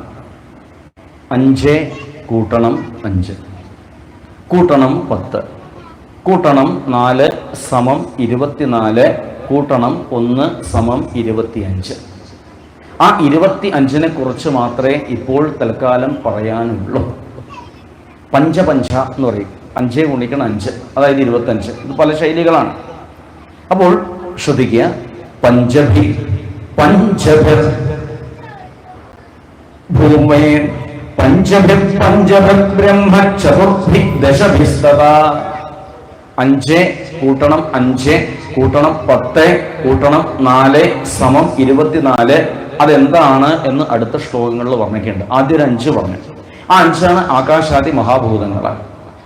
അതോട് 5 കൂടി ചേർക്കാൻ പറഞ്ഞു. ആ 5 ശബ്ദാദി വിഷയങ്ങൾ. ഇപ്പൊ 10 ആയില്ലേ. ആ 10നോട് ഒരു 10 കൂടി ചേർക്കാൻ പറഞ്ഞു. ആ 10 5 കർമ്മേന്ദ്രിയങ്ങളും 5 ജ്ഞാനേന്ദ്രിയങ്ങളും. ഇപ്പോൾ 20 ആ 20നോട് ഒരു 4 ചേർക്കാൻ പറഞ്ഞു. ആ 4 അന്ധക്കരണം എന്നാണ് പറയുക. അന്ധക്കരണം എന്ന് വെച്ചാൽ മനസ്സ്, ചിത്തം, ബുദ്ധി, അഹങ്കാരം. ഇതാണ് ഈ അന്ധക്കരണം. ഇപ്പോൾ 24 ഈ 24 സ്വതവേ അസത്തുക്കളാണ് എന്നാണ്. അതായത് തേജസ് ഇല്ലാത്തതാണെന്ന് അർത്ഥം. ആ 24 തേജസ് ഉണ്ടാവണമെങ്കിൽ, പ്രാവർത്തികമായിട്ട് തീരണമെങ്കിൽ ഒന്നിന്റെ സാന്നിധ്യം കൂടിയേ മതിയാവുള്ളൂ. ആ ഒന്ന് ഞാൻ മാത്രമാണ് എന്നാണ്. രാമായണത്തില് ബാലകാണ്ഡത്തില് രാമഹൃദയം എന്ന് പറയുന്നൊരു ഭാഗമുണ്ട് കിളിപ്പാട്ടില്. അതിൽ സീതാദേവി ഹനുമാനോട് പറയുന്ന ചില കാര്യങ്ങളുണ്ട്. കാട്ടിലേക്ക് പോയത് ഞാനാണ്, വിരാധനെ കൊന്നത് ഞാനാണ്, ശൂർപ്പണഖയെ വിരൂപയാക്കി വിട്ടത് ഞാൻ തന്നെയാണ്, സേതുവെ ബന്ധിച്ചത് ഞാനാണ്, എന്തിന് അധികം പറയുന്നു, ആ ലങ്കയിൽ പോയിട്ട് ഉഗ്രമായി യുദ്ധം ചെയ്ത് ആ ദശാനനെ ഇല്ലാതാക്കി തീർത്തത് ഞാനാണ്. ഇതൊക്കെ ആരോടായി പറഞ്ഞത്? ഹനുമാനോടായി പറയണത്. ഇതൊക്കെ ഞാനാണ് ചെയ്തത് എങ്കിലും രാമന്റെ സാന്നിധ്യം കൊണ്ട് ഞാൻ ചെയ്തു. അതായത് സീതയാകുന്ന പ്രകൃതി, രാമനാകുന്ന പുരുഷൻ എവിടെയാണോ ഇവർ തമ്മിൽ സമ്മേളിക്കുന്നത്, അന്ന് പുതിയതായിട്ട് ഒന്നുണ്ടാകുന്നു, അല്ലെങ്കിൽ ഒരു പ്രവൃത്തി അവിടെ നടക്കുന്നു എന്നർത്ഥം. അതാണ് ഇവിടെയും വ്യക്തമാക്കുന്നത്. 24 അസത്ത്, 1 സത്ത്. ഈ സത്ത് ഇവിടെ സ്വതന്ത്രമായിട്ടൊന്നും ചെയ്യുന്നില്ല. ഇപ്പൊ വൈദ്യുതി ഇങ്ങനെ വന്നുകൊണ്ടേ ഇരിക്കുന്നുണ്ട്. ഈ വൈദ്യുതി മാത്രം ഉണ്ടായിക്കഴിഞ്ഞാൽ കാറ്റ് കിട്ടില്ല, ശബ്ദം കേൾക്കാൻ പറ്റില്ല, വെളിച്ചം കാണാൻ സാധിക്കില്ല. അപ്പൊ അതിനെന്തുണ്ടാവണം? ഈ ചില ഉപകരണങ്ങൾ ഇവിടെ കൊണ്ടുവയ്ക്കണം. എന്നാൽ ഈ ഉപകരണങ്ങൾ മാത്രം കൊണ്ടുവച്ചാൽ കാറ്റ് കിട്ടുമോ? വെളിച്ചം കിട്ടുമോ? ശബ്ദം കേൾക്കാൻ പറ്റുമോ? പറ്റില്ല. അപ്പൊ ഇത് സമ്മേളിക്കുന്ന സമയത്താണ് ഇവിടെ ഒന്നുണ്ടാവണേ. അതേപോലെ ഈ പ്രകൃതി പുരുഷ സമ്മേളനത്തിലാണ് ഈ സൃഷ്ടിയാദി കാര്യങ്ങള് പുതുതായിട്ട് ഓരോന്ന് ഒന്നിൽ നിന്ന് പുതുതായിട്ട് ഒന്നും ഉണ്ടാവുന്നില്ല. അങ്ങനെ വിചാരിക്കരുത്. പുതിയതായിട്ട് ഇവിടെ യാതൊന്നും ഉണ്ടായിട്ടില്ല. ഉള്ളത് മാറുന്നു എന്നല്ലാതെ, ഉള്ളത് അങ്ങോട്ടും ഇങ്ങോട്ടും മാറുമല്ലാതെ പുതുതായിട്ട് യാതൊന്നുമില്ല. ഉള്ളത് മാത്രമേ ഉള്ളൂ. ഇവിടെ ഇല്ലാത്തൊന്നുമില്ല, ഉള്ളത് മാത്രമേ ഉള്ളൂ. അതിന് ചില മാറ്റങ്ങളൊക്കെ അങ്ങോട്ടും ഇങ്ങോട്ടും സംഭവിക്കുന്നുണ്ട്. ഇപ്രകാരം ആ ഒരു തത്വത്തെ 26-ാമത്തെ അധ്യായത്തിലൂടെ ഭഗവാൻ അമ്മയ്ക്കായിട്ട് വർണ്ണിച്ച് കേൾപ്പിച്ചു കൊടുത്തു. ഇനി 27-ാമത്തെ അധ്യായം ശ്രദ്ധിച്ചോളൂ. 27-ാമത്തെ അധ്യായം ജ്ഞാനയോഗം ആണ്. 27-ാമത്തെ അധ്യായം. അവിടെ ഭഗവാൻ പറയുന്നുണ്ട്, ഈ ജീവൻ പ്രകൃതി കാര്യങ്ങളിൽ സ്ഥിതനൊന്നുമല്ല, എങ്കിലും പലപ്പോഴും അതിൽ പെട്ടതായിട്ട് തോന്നിപ്പോവുകയാണ്. അപ്പോൾ അതിൽ നിന്ന് മാനസികമായിട്ട് മോചനം നേടണം. പക്ഷേ അത് സാധിക്കുന്നില്ല. അഹന്ത അതിന് തടസ്സമായിട്ട് മാറുന്നു. ചില ശീലങ്ങൾ ജീവിതത്തിൽ കൊണ്ടുവന്നു കഴിഞ്ഞാൽ, മനസ്സിലൂടരുതേ, ചില ശീലങ്ങൾ ജീവിതത്തിൽ കൊണ്ടുവന്നു കഴിഞ്ഞാൽ ഒരു പരിധി വരെ നമുക്കും ആ ലക്ഷ്യത്തോട് അടുക്കാൻ സാധിക്കും. അപ്പൊ ഏതൊക്കെ ശീലങ്ങളാണ് ജീവിതത്തിൽ കൊണ്ടുവരേണ്ടത്? യമാതിഭിർ യോഗപഥൈഹി അഭ്യസൻ ശ്രദ്ധയാന്യുത മയി ഭാവേന സത്യേന മൽകഥാ ശ്രവണേന ച. യമാതിഭി, യമാദികള് എന്ന് പറയാം. അപ്പൊ യമം, നിയമം എന്നൊക്കെ പറഞ്ഞിട്ടുള്ള സംഗതികളാണ്.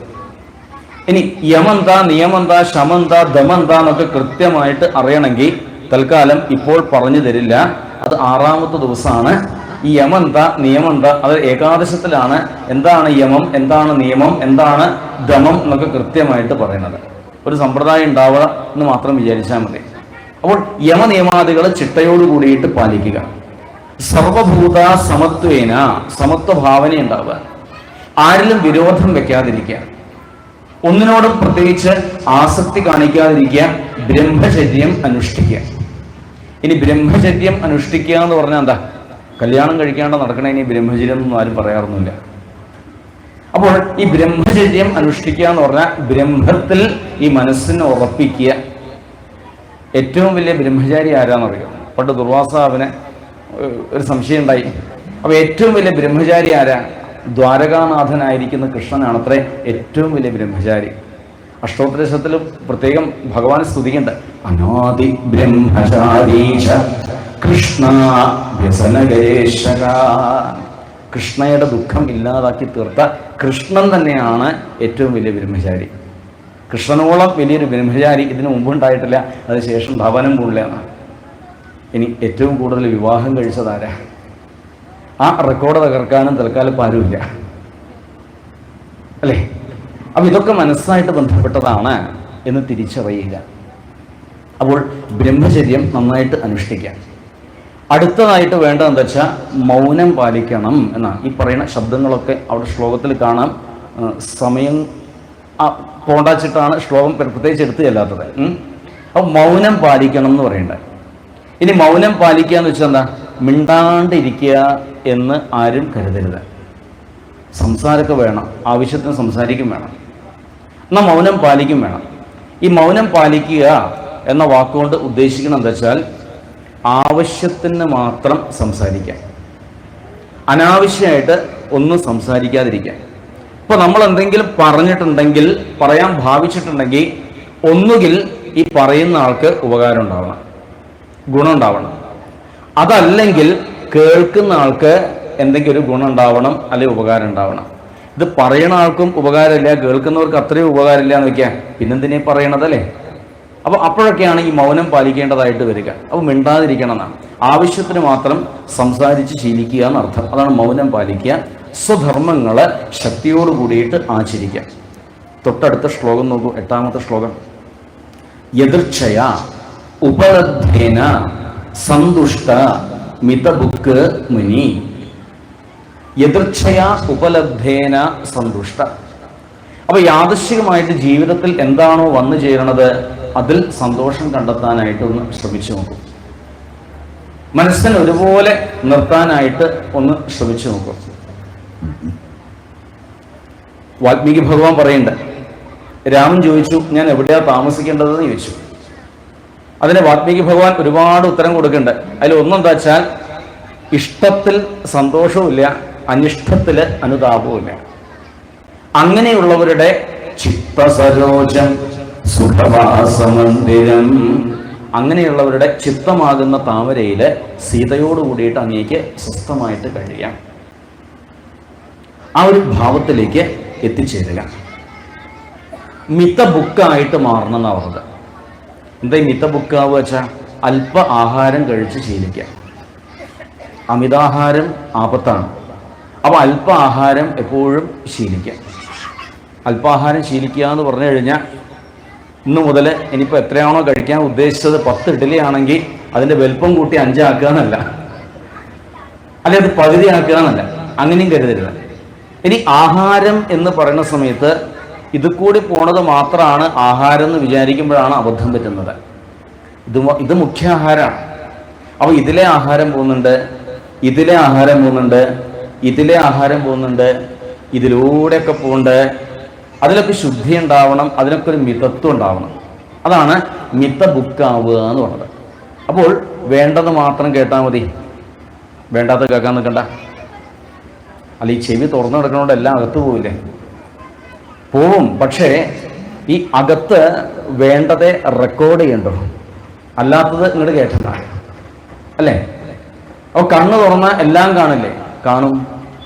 പക്ഷെ വേണ്ടത് മാത്രം എടുത്താൽ മതി, വേണ്ടത് മാത്രം പറഞ്ഞാൽ മതി.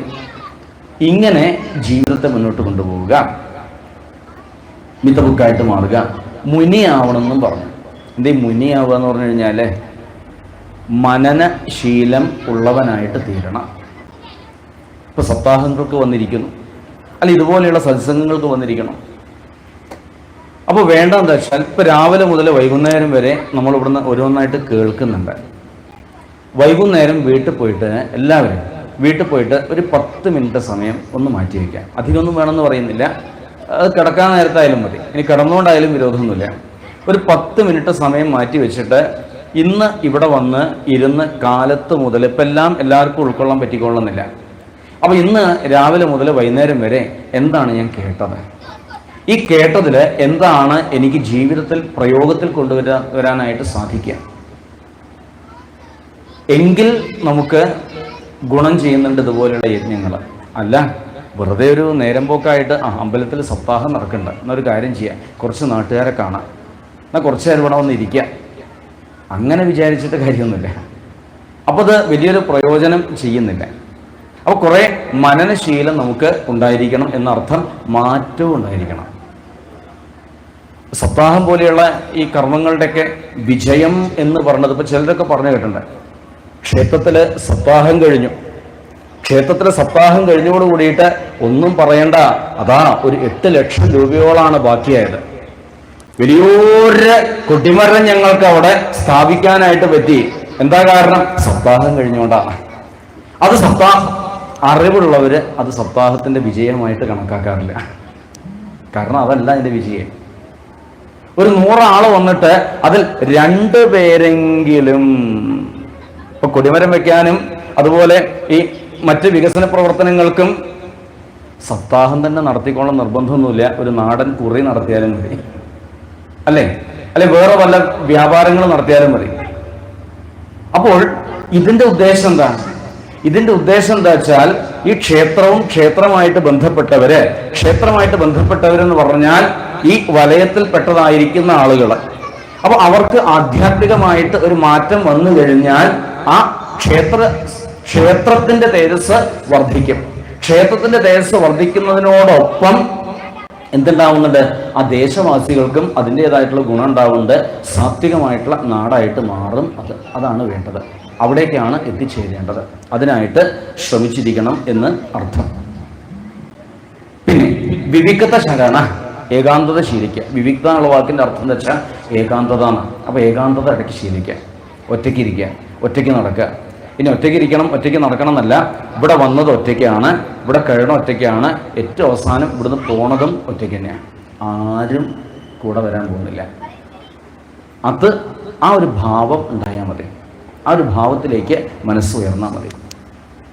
ഇപ്രകാരമുള്ള മാർഗത്തിലൂടെ നീങ്ങിക്കോളാൻ പറഞ്ഞു. അപ്പോഴാണ് അമ്മയുടെ വക അടുത്ത ചോദ്യം. അമ്മ ചോദിച്ചു, ഈ അധ്യായത്തിൻ്റെ പകുതി ഭാഗത്തിൽ അമ്മയുടെ ഒരു ചോദ്യമുണ്ട്. ഈ പലതും ചെയ്യണത് തെറ്റാന്നൊക്കെ അറിയാം, ഇതൊന്നും ചെയ്യാൻ പാടില്ല എന്നും അറിയാം.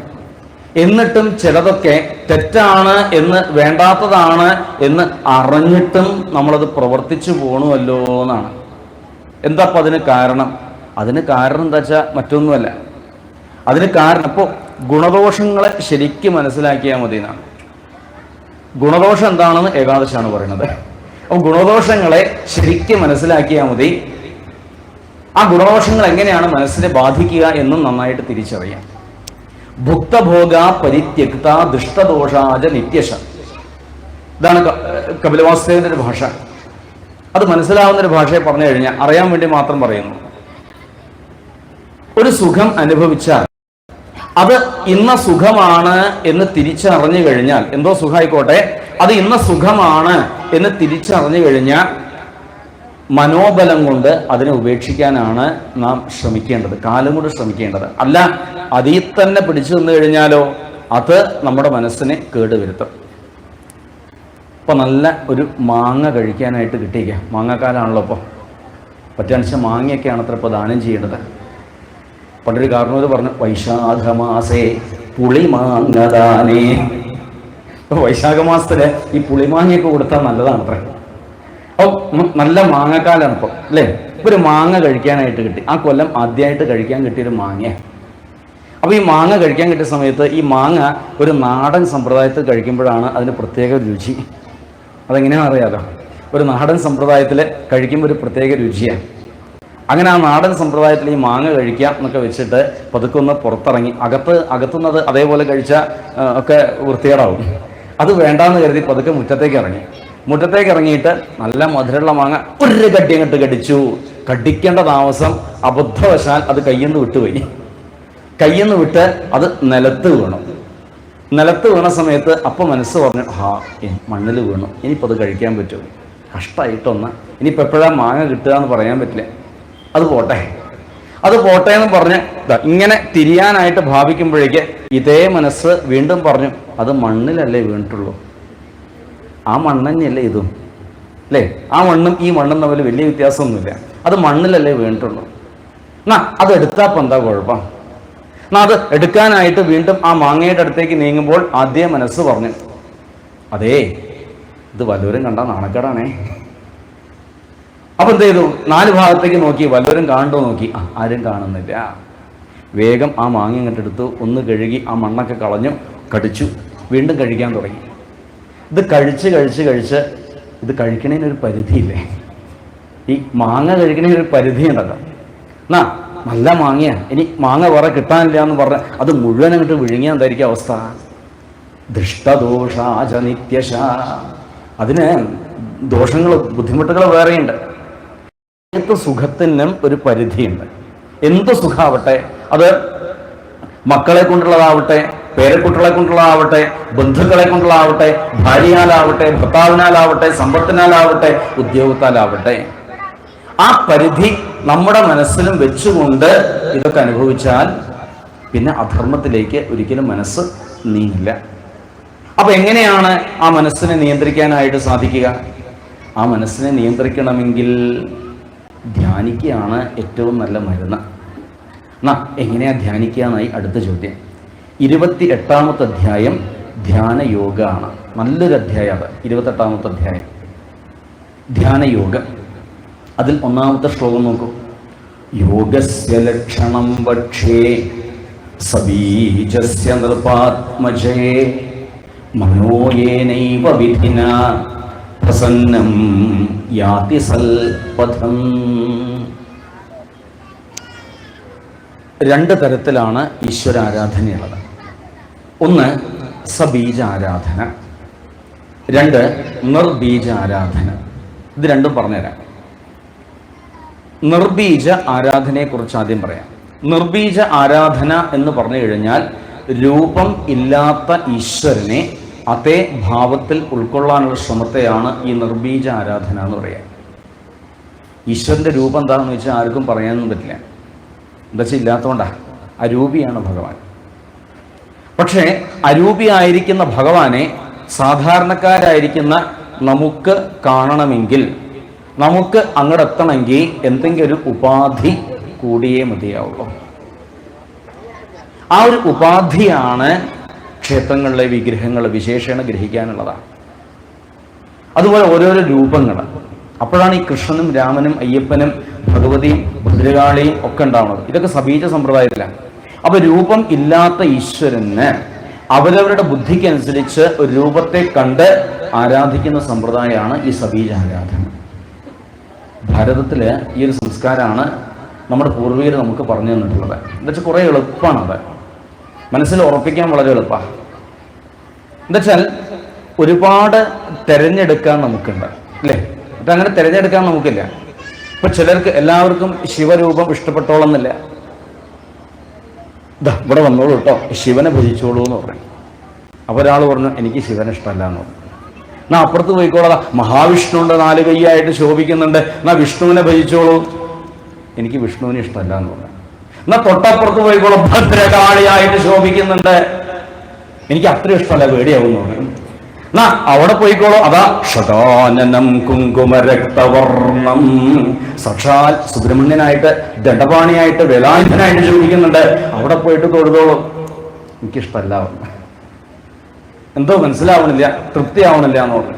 എന്നാ പോട്ടേനെ, അതാ ഗജാനനം ഭൂതഗണാതി സേവിതം, ആനക്കെടുത്തനായിട്ട് അവിടെ നിൽക്കുന്നുണ്ട്, ഗണപതിയായിട്ട് അവിടെ ശോഭിക്കുന്നുണ്ട്, പോയി തൊഴുതോളാൻ പറഞ്ഞു, നമസ്കരിച്ചോളാൻ പറഞ്ഞു. അയ്യോ എനിക്ക് അതൊന്നും വേണ്ടാന്ന് പറഞ്ഞു, അല്ലേ? ഇതിനൊന്നും നമുക്ക് ദാരിദ്ര്യമില്ല. ഇനി ഇതൊന്നും ഇല്ലെങ്കിൽ കുട്ടിച്ചാത്തനെങ്കിലും ഉണ്ട്. അപ്പൊ ഏതെങ്കിലും രൂപമുണ്ട്, ഏതെങ്കിലും ഭാവമുണ്ട്, ഏതെങ്കിലും ഒരു രൂപത്തിൽ നമുക്ക് കാണാനും പറ്റും, ഉൾക്കൊള്ളാനും പറ്റും. അതാണ് ഈ സബീജ സമ്പ്രദായം എന്ന് പറയുന്നത്. ആയതിനാല് അമ്മയോട് എനിക്ക് പറഞ്ഞു തരാൻ താല്പര്യം. അതാണ് 1-ാമത്തെ ശ്ലോകത്തില് സബീജസ്യ നൃപ ആത്മജേ. നൃപാത്മജേ, അമ്മയെന്നല്ല കേട്ടോ വിളിച്ചത്, രാജാവിൻ്റെ മകളെ എന്നാണ്. രാജാവിൻ്റെ മകളെ നൃപാത്മജേ. ആരാ? സ്വയംഭൂവനുവിൻ്റെ മകളാണ്, മോശക്കാരിയൊന്നുമല്ല എൻ്റെ അമ്മേ. ഇനി ആ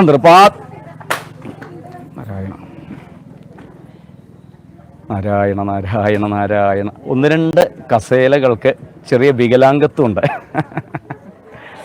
അതുകൊണ്ടാണ്. സാരല്ലേ, ഇരുന്നോളൂ എല്ലാവരും ഇരിക്കും. സർവത്ര ഗോവിന്ദ നാമ സങ്കീർത്തനം, ഗോവിന്ദ ഗോവിന്ദ. നാരായണ നാരായണ നാരായണ നാരായണ. സർവത്ര ഗോവിന്ദ നാമ സങ്കീർത്തനം, ഗോവിന്ദ ഗോവിന്ദ.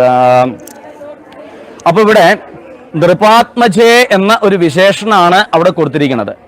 അപ്പൊ എന്തേ നൃപാത്മജേ എന്ന് പ്രത്യേകം വിശേഷിപ്പിക്കാൻ കാരണം എന്ന് വെച്ചാൽ അതിന് കാരണമുണ്ട്. കാരണം എന്താ വെച്ചാൽ അഹങ്കാരം ലവലേശം പോലും ഉണ്ടാവാൻ പാടില്ല, അത് പൂർണ്ണമായിട്ടും ഇല്ലാതായിട്ട് തീരണം. അഹങ്കാരം പൂർണ്ണമായിട്ടും ഇല്ലാതായിട്ട് തീർന്ന് ആ ലക്ഷ്യത്തിലേക്ക് മനസ്സിനെ എത്തിക്കാനായിട്ട് സാധിക്കണം. അപ്പോൾ ശ്രദ്ധിക്കണേ, നമ്മളൊക്കെ ധ്യാനിക്കാനായിട്ടാണ് പോണത്. ഈ ധ്യാനം എന്ന് പറയുന്നത്, ഈ ധ്യാനം കണ്ടുപഠിക്കാൻ പറ്റിയ ഒന്നല്ല. പറ്റുമോ? കണ്ടുപഠിക്കാൻ പറ്റുമോ? പറ്റില്ല.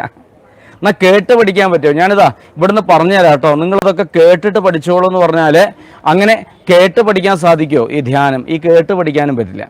എന്നാൽ പുസ്തകം നോക്കി വായിച്ച് പഠിക്കാച്ചാൽ അത് നടപ്പുള്ള കാര്യമാണോ? അതൊന്നും നടപ്പുള്ള കാര്യമൊന്നുമല്ല. ഈ പുസ്തകം നോക്കി വായിച്ച് പഠിക്കാനും സാധിക്കില്ല ഈ ധ്യാനം എന്നൊക്കെ പറയണതേ. ഇത് എവിടുന്നാണ് വരേണ്ടത്? ഇത് സ്വന്തം ഉള്ളിൽ നിന്ന് വേണം വരാൻ. അപ്പോൾ ഉള്ളിൽ നിന്നാണ് ഈ ധ്യാനം വരേണ്ടത്. അപ്പോൾ സ്വന്തം ഉള്ളിൽ നിന്ന് ഈ ധ്യാനത്തെ വികസിപ്പിച്ചെന്നേ മതിയാവുള്ളൂ. അപ്പോൾ അതിനുള്ള മാർഗങ്ങളെ ഇവിടെ പറഞ്ഞു തരാൻ സാധിക്കുള്ളൂ. ഇപ്പോൾ വഴികളാണ് ഇവിടെ കാണിച്ചു തരേണ്ടത്. നമുക്ക് വേറൊന്നും അറിയില്ല, വഴികൾ മാത്രമേ ഇവിടെ കാണിച്ചു തരാനായിട്ട് സാധിക്കുകയുള്ളൂ എന്നാണ്. ശ്രദ്ധിക്കണേ.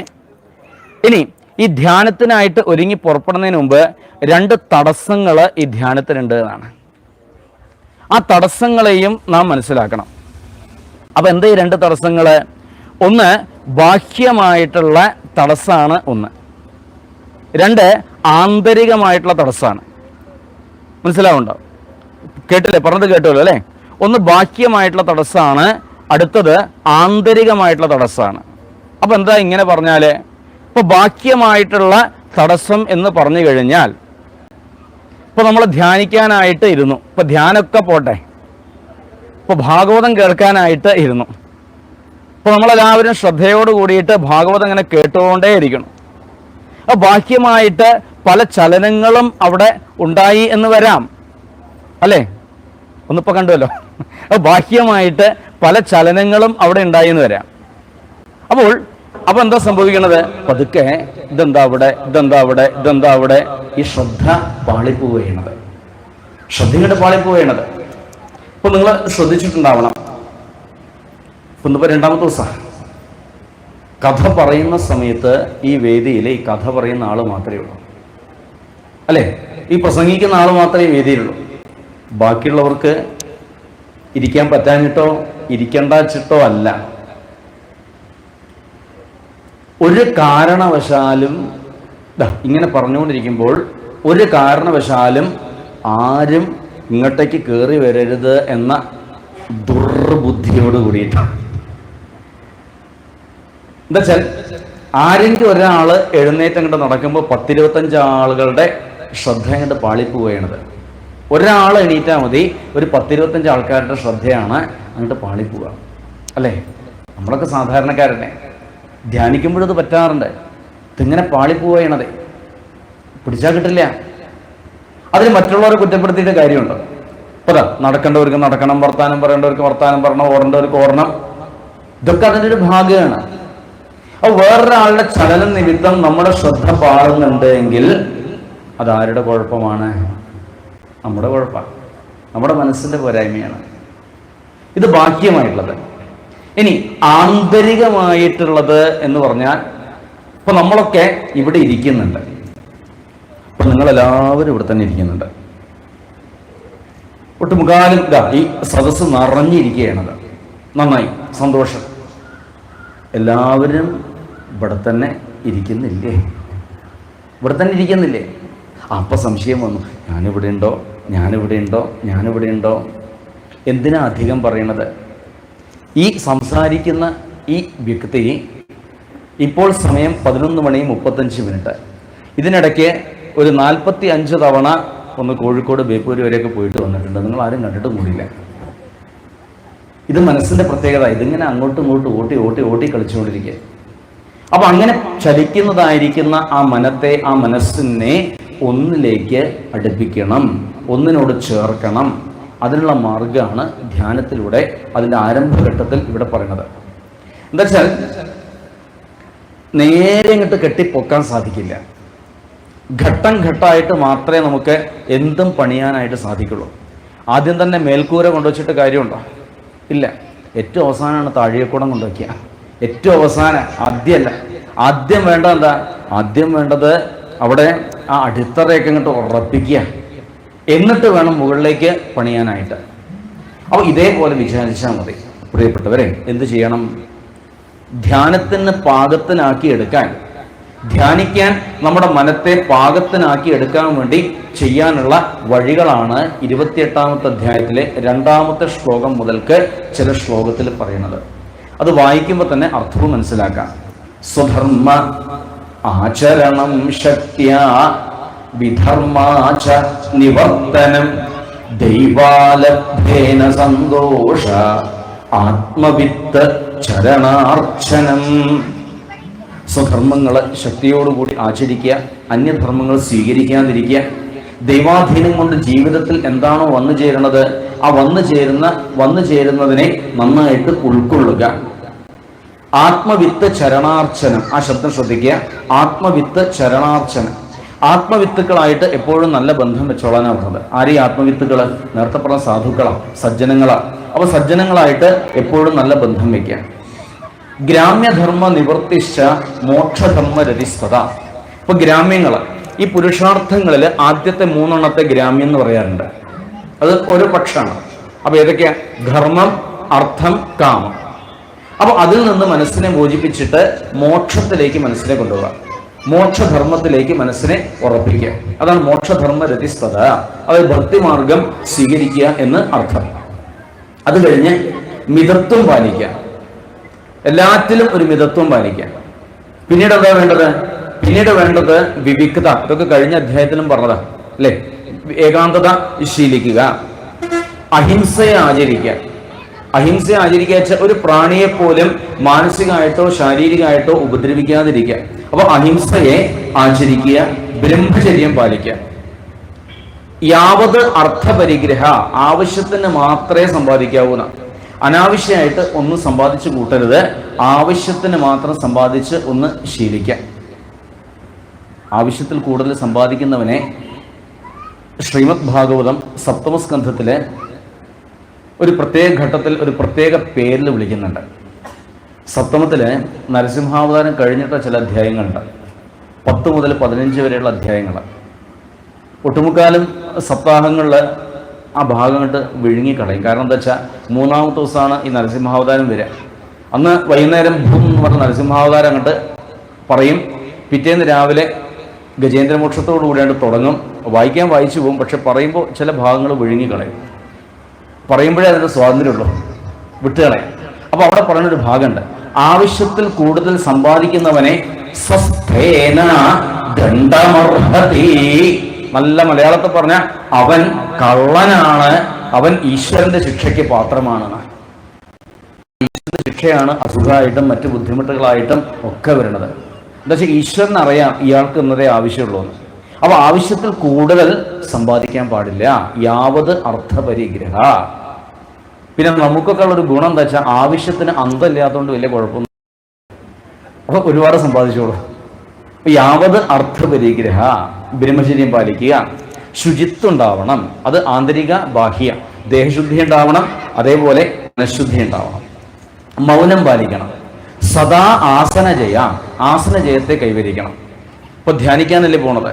അപ്പോൾ ധ്യാനിക്കാൻ പോണ സമയത്ത് ശുദ്ധമായിരിക്കുന്ന ഒരു സ്ഥാനം തിരഞ്ഞെടുക്കുക. അധികം ബഹളമുള്ള ദിക്കിലൊന്നും ധ്യാനിക്കാനായിട്ട് പോകരുത്. ഇപ്പോൾ കാണാം, ഇപ്പോൾ യോഗികളൊക്കെ കാണാം, ഹിമാലയത്തിലെ ഓരോ ഗുഹയുടെ അകത്താണ് പോയിട്ടിരിക്കുക. ഇവർ ഈ ഗുരുവായൂർ, ചോറ്റാനിക്കര, ധർമ്മസ്ഥല, കൊല്ലൂർ ഇതൊന്നും കാണാനിട്ടൊന്നുമല്ല. അപ്പോൾ അവിടെയൊക്കെ പോയി കഴിഞ്ഞാൽ തൽക്കാലം ഈ ധ്യാനം നടന്നോളണമെന്നില്ല, ആകെ ബഹളമായിരിക്കാം. അപ്പോൾ തന്നെ കൊണ്ട് മറ്റുള്ളവർക്കും ബുദ്ധിമുട്ടുണ്ടാവാൻ പാടില്ല, മറ്റുള്ളവരെ കൊണ്ട് തനിക്കും തൽക്കാലം ബുദ്ധിമുട്ടുണ്ടാവാൻ പാടില്ല. അതുകൊണ്ടാണ് ഈ യോഗേശ്വരന്മാരൊക്കെ എന്ത് ചെയ്യണത്, യോഗികളൊക്കെ എന്ത് ചെയ്യണത്, നിശബ്ദമായിട്ട് എവിടെയെങ്കിലും സ്വസ്ഥമായിട്ട് പോയിട്ടിരിക്കുന്നത്. മനസ്സിലാക്കുക, ശ്രദ്ധിക്കുക. അതും എങ്ങനെ വേണം ഇരിക്കാൻ? ഋജുക്കായ, വളവ് കൂടാതെ നിവർന്നു കണ്ടിരിക്കുക. ഒന്ന് വളവ് കൂടാതെ നിവർന്നിരിക്കാനായിട്ട് ശ്രമിച്ചു നോക്കൂ. നിവർന്നിരിക്കുമ്പോൾ ശ്രദ്ധിക്കണേ, ഇനി ഏത് കാലാ പാളുകയെന്നറിയില്ല. അപ്പോൾ നിവർന്നിരിക്കുമ്പോൾ ശ്രദ്ധിക്കുക. അപ്പോൾ വളവ് കൂടാതെ നിവർന്നിങ്ങനെ ഇരിക്കുക. അത് കഴിഞ്ഞ് അടുത്തതായിട്ട് വേണ്ട എന്താ, തല ഒന്ന് താഴ്ത്തുക. നമ്മുടെയൊക്കെ തല താണു കിട്ടാൻ കുറച്ച് പ്രയാസമുണ്ട്, അത്രയുണ്ട് അഹങ്കാരം. അപ്പോൾ തല കുറച്ച് താഴ്ത്തുക. തല കുറച്ചങ്ങോട്ട് താഴ്ത്തിയിട്ട് കണ്ണ് പകുതി അടയ്ക്കുക. മുഴുവൻ അടയ്ക്കരുതേ, ഉറങ്ങിപ്പോവും. കണ്ണ് പകുതി അടയ്ക്കുക. കണ്ണ് പകുതി അങ്ങോട്ട് അടച്ചിട്ട് മൂക്കിൻ്റെ അറ്റത്തേക്ക് ഇങ്ങനെ നോക്കുക. കുട്ടികളെ, നിവർന്നിങ്ങനെ ഇരുന്ന് തല പകുതി താഴ്ത്തി കണ്ണ് പകുതി അടച്ച് നേരെ മൂക്കിൻ്റെ അറ്റത്തേക്ക് നോക്കുക. അടുത്തുള്ള ആളുടെ മൂക്കിൻ്റെ അറ്റത്തേക്കല്ല നോക്കേണ്ടത്, സ്വന്തം മൂക്കിൻ്റെ അറ്റത്തേക്ക് ഇങ്ങനെ നോക്കുക. അങ്ങനെ മൂക്കിൻ്റെ അറ്റത്തേക്ക് ഇങ്ങനെ നോക്കണ സമയത്ത് എന്തുണ്ടാവും എന്നറിയോ? നല്ല ഏകാഗ്രത കിട്ടും. ഒരു ബിന്ദുവിലേക്ക് കേന്ദ്രീകരിക്കണം എന്ന് മാത്രമേ ഉള്ളൂ. മനസ്സിൽ നല്ല ഏകാഗ്രത കിട്ടും. ആ ഏകാഗ്രത കൈവരിച്ചു കഴിഞ്ഞാൽ ഭഗവാന്റെ രൂപം നന്നായിട്ട് ധ്യാനിച്ചോളാൻ പറഞ്ഞു. ആ രൂപവും പറഞ്ഞുതരാം. ശ്രീമദ് ഭാഗവതം ഒരു വൈഷ്ണവ ഗ്രന്ഥമായതിനാൽ ഭഗവാന്റെ രൂപത്തെ ഇവിടെ വർണ്ണിക്കുന്നുണ്ട്. പ്രസന്നവദനം ഭോജം പത്മഗർഭാരുണേക്ഷണം നീലോൽപലധണശ്യാമം ശംഖചക്രഗദാധരം ലസൽ പങ്കജകിഞ്ചൽക പീതകൗശേയവാസസം ശ്രീവത്സവക്ഷസംഭ്രാജൻ കൗസ്തുഭാൻ മുക്തകന്ധരം. പ്രസന്നവദനാം, പുഞ്ചിരി തൂക്കിക്കൊണ്ടിരിക്കുന്ന ആ ഭഗവാന്റെ പുഞ്ചിരി കണ്ടു തുടങ്ങിക്കോളൂ. എന്നാൽ എല്ലാം ലക്ഷ്യത്തിലെത്തിക്കാം. ആ ഭഗവാന്റെ ആ തിരുമുഖത്തെ നന്നായിട്ട് ധ്യാനിക്കുക, കിരീടത്തെ ധ്യാനിക്കുക, തിരുനാസികയെ ധ്യാനിക്കുക, ഭഗവാന്റെ കണ്ണുകളെ നന്നായിട്ട് ധ്യാനിക്കുക, ആ കണ്ഠദേശത്ത് ശ്രീവത്സം നന്നായിട്ട് ധ്യാനിക്കുക, കൗസ്തുഭത്തെ ധ്യാനിക്കുക, വനമാലയെ ധ്യാനിക്കുക, ശംഖചക്ര ഗദാപത്മാദികളെ ധ്യാനിക്കുക. ഇനി ഏത് ഭാവത്തിൽ വേണമെങ്കിലും ധ്യാനിച്ചോളൂ, അത് നമ്മുടെ സ്വാതന്ത്ര്യമാണ്. സ്ഥിതം ചിലർക്ക് സ്ഥിതം, നിൽക്കുന്ന ഭാവത്തോടായിരിക്കും ഇഷ്ടമുണ്ടാവുക. സ്ഥിതം എന്നാൽ ചിലർക്കാണെങ്കിലോ ആസീനം, ഇരിക്കുന്ന ഭാവത്തോടാ താല്പര്യം ഉണ്ടാവുക. സ്ഥിതം, വ്രജന്തം, ആസീനം, ശയാനം, വാഗുഹാശയം. ഒന്നുകിൽ നിൽക്കുന്ന ഭാവത്തിൽ ആ ഗുരുവായൂരപ്പനായിട്ട് നന്നായിട്ട് കണ്ടോളും. ഇനി അതല്ലെങ്കിലോ ഇരിക്കണ ഭാവത്തിൽ കണ്ടോളും. ഇരിക്കണ ഒരു പീഠത്തിൽ ഇരിക്കണ ഭാവത്തിൽ നന്നായിട്ട് കണ്ടുകൊള്ളുക. ഇനി അതും അല്ലെങ്കിൽ വ്രജന്ത, ഓടിക്കളിക്കുന്ന ഭാവത്തിൽ കണ്ടോളും. ഇനി അതൊന്നുമല്ല, ഈ രൂപത്തോടെ വലിയ താല്പര്യമൊന്നുമില്ല വെച്ചാൽ ഗുഹാശയം, അരൂപിയായിട്ട് അതാ ആ ബ്രഹ്മമായിട്ട് സ്വന്തം ഹൃദയത്തിൽ കാണാനായിട്ട് ശ്രമിക്കൂ. അല്ലെങ്കിൽ കിടക്കണ ഭാവത്തിൽ കണ്ടോളൂ, എങ്ങനെ വേണമെങ്കിൽ കണ്ടോളൂ. നന്നായിട്ട് ധ്യാനിച്ചു കൊള്ളുക. ആ ധ്യാനം എപ്രകാരമാവട്ടെ? സഞ്ചിന്തയേത്. ഇനി ഓരോ ശ്ലോകവും ഈ സഞ്ചിന്തയേത് ആ പദം ആവർത്തിച്ചിട്ടില്ല എന്ന് മാത്രമേ ഉള്ളൂ. ഈ സഞ്ചിന്തയേത് എന്ന ശബ്ദം കൊണ്ട് അർത്ഥാക്കണം എന്താ? നന്നായിട്ട് ധ്യാനിക്കണം, നന്നായിട്ട് ചിന്തിക്കണം. അപ്പം എന്താ നന്നായിട്ട് ചിന്തിക്കേണ്ടത്? സഞ്ചിന്തയേത് ഭഗവതഃ ചരണാരവിന്ദം വജ്ര അങ്കുശ ധ്വജ സരോരുഹലാഞ്ഛനാഭ്യം. ആ ഭഗവാന്റെ സ്വരൂപത്തെ, ആ ഭഗവാന്റെ പാദത്തെ നന്നായിട്ട് ധ്യാനിക്കുക. കുറച്ചുകൂടെ മുകളിലേക്ക് എത്തിക്കഴിഞ്ഞാൽ അതാ ഭഗവാന്റെ മുട്ടുംകാലുകൾ ഇങ്ങനെ കാണാം. ആ ഭഗവാന്റെ ആ മുട്ടുംകാലുകളെ സഞ്ചിന്തയേത്. അല്പൂടെ മുകളിലേക്ക് ആ ദൃഷ്ടിയെ കൊണ്ടുപോയി കഴിഞ്ഞാലോ ആ തിരുതുടകൾ നന്നായിട്ട് കാണാം. സുതലം മുതലായ ലോകങ്ങളൊക്കെ വർത്തിക്കുന്ന ആ ഭഗവാന്റെ തുടകൾ നന്നായിട്ട് കാണാം. ആ ഭഗവാന്റെ ആ തുടകളെ ആവട്ടെ സഞ്ചിന്തയേത്, നന്നായിട്ട് ധ്യാനിക്കാം. അല്പൂടെ മുകളിലേക്ക് കൊണ്ട് പോയി കഴിഞ്ഞാൽ അരഞ്ഞാണം കാണാം, ആ നാഭീദേശം കാണാം. ബ്രഹ്മാവ് ഉദ്ഭവിച്ചത് അവിടെ നിന്നാണ്. നമ്മൾ ഓരോരുത്തരും വന്നത് ആ നാഭീദേശത്താണ്. എന്തുകൊണ്ടാണ്? ആ നാഭിയിൽ നിന്ന് ബ്രഹ്മാവ് ഉണ്ടായി. ആ ബ്രഹ്മാവിൽ നിന്ന് അതാ ഈ പരമ്പരകളൊക്കെ ഉണ്ടായി. അപ്പോൾ ആ ഭഗവാന്റെ ആ തിരുനാഭിയെ സഞ്ചിന്തയേത്, നന്നായിട്ട് ധ്യാനിക്കാം. അല്പൂടെ മുകളിലേക്ക് ഇങ്ങോട്ട് പോയി കഴിഞ്ഞാൽ ശ്രീവത്സം എന്ന അടയാളം കാണാം. ഒന്നുകൂടെ മുകളിലേക്ക് നോക്കിക്കഴിഞ്ഞാൽ കൗസ്തുഭം കാണാൻ സാധിക്കും, ആ ഭഗവാന്റെ തിരുമുഖം കാണാൻ സാധിക്കും, കിരീടം കാണാൻ സാധിക്കും. ആ രൂപങ്ങളെ സഞ്ചിന്തയേത്. ആ രൂപം ഉള്ളിൽ നന്നായിട്ട് തെളിഞ്ഞ് കാണട്ടെ. ആ രൂപം ഉള്ളിൽ നന്നായിട്ട് തെളിഞ്ഞ് കാണാൻ തുടങ്ങിക്കഴിഞ്ഞാൽ അകത്തുള്ളതായ സർവ്വതരത്തിലുള്ള വാസനകളും ആ രൂപത്തിൽ അങ്ങോട്ട് ലയിക്കുന്നു. പിന്നെ ഒന്നും കാണാത്ത അവസ്ഥയാവുന്നു, ആ രൂപവും കാണാത്ത അവസ്ഥയാവുന്നു. അതാണ് ഈ സമാധി എന്ന് പറയുന്ന അവസ്ഥ. അതന്നെയാണ് ആനന്ദം എന്ന് പറയുന്ന അവസ്ഥ. അതന്നെയാണ് ഈ മോക്ഷം എന്ന് പറയുന്നതായ അവസ്ഥ. ഇപ്രകാരം ധ്യാനമാർഗത്തെ 28ാമത്തെ അധ്യായത്തെ കൊണ്ട് അവിടെ വർണ്ണിച്ച് കേൾപ്പിച്ചു കൊടുത്തു. ഇനി 29ാമത്തെ അധ്യായം. ധ്യാനം വരെ കേട്ടതായിരിക്കുന്ന ദേവഹൂതി ഒരു സംശയത്താല് ഭഗവാന്റെ മുഖത്തേക്ക് നോക്കി. ആ നോട്ടത്തിൻ്റെ അർത്ഥം എന്താ? ഉണ്ണി കപില, ഒരുപാട് കാര്യങ്ങൾ അവിടെ നിന്ന് എനിക്ക് പറഞ്ഞു തന്നു കേട്ടോ.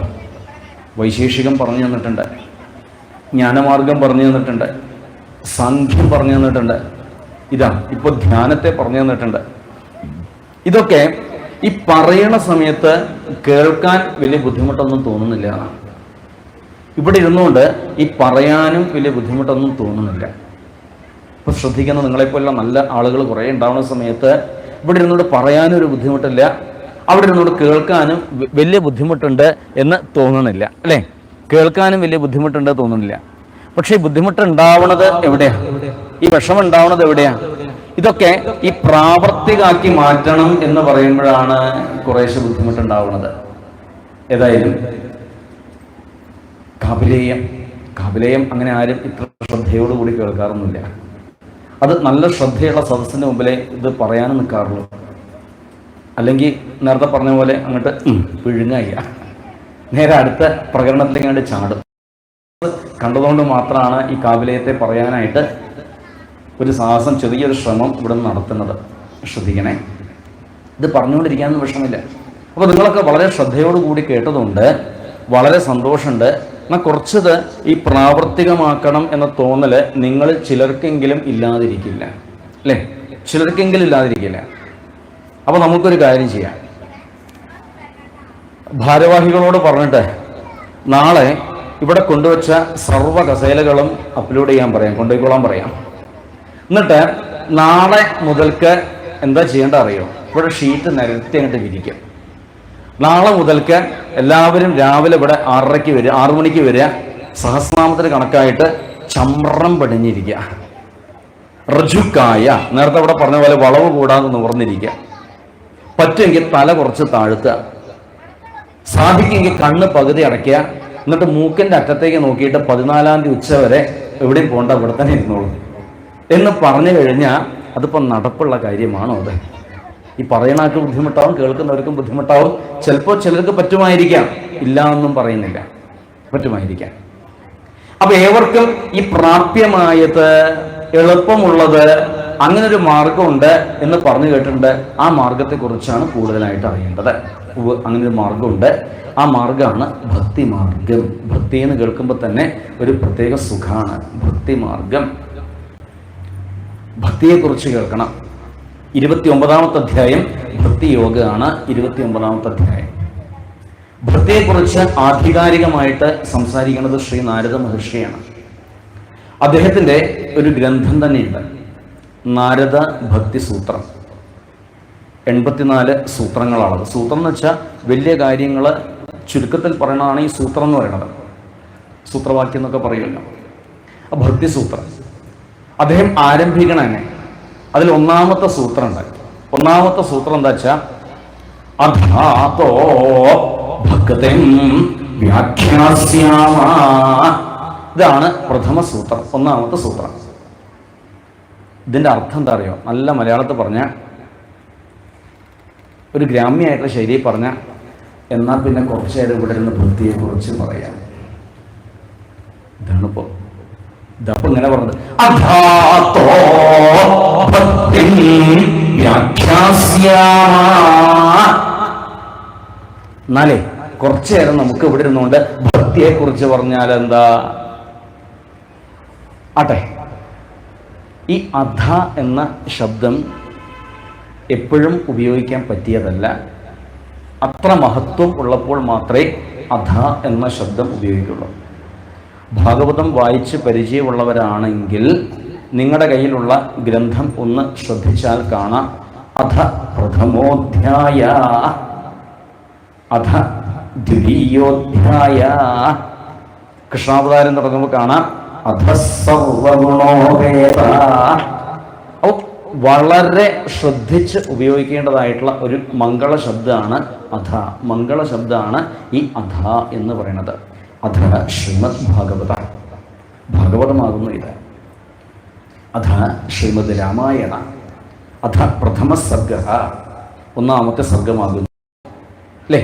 അപ്പോൾ ഈ ഒരു ശബ്ദത്തോട് കൂടിയിട്ട് ഈ ഭക്തിയെ അങ്ങോട്ട് വ്യാഖ്യാനിക്കുകയാണ്. എന്താ വെച്ചാൽ അത്ര ശ്രദ്ധയോട്, സംഗതി ലളിതമാണെങ്കിലും അത്ര ലളിതമായിട്ട് ആരിടത്തും വരാത്ത ഒന്നാണ് ഈ ഭക്തി. കാ ഭക്തി.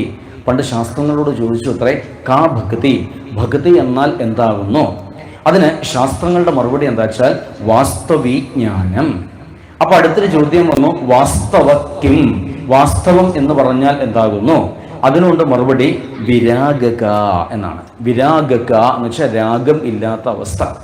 രാഗം എന്ന് പറഞ്ഞു കഴിഞ്ഞാൽ അടുപ്പെന്നർത്ഥം. ആ വിഷയങ്ങളായിട്ട് അടുപ്പമില്ലാതെ ഈശ്വരനായിട്ട് അടുക്കാൻ സാധിക്കുന്നുണ്ടെങ്കിൽ അത് ഏറ്റവും വലിയ ഭക്തിയായിട്ട് മാറിയെന്ന അർത്ഥം.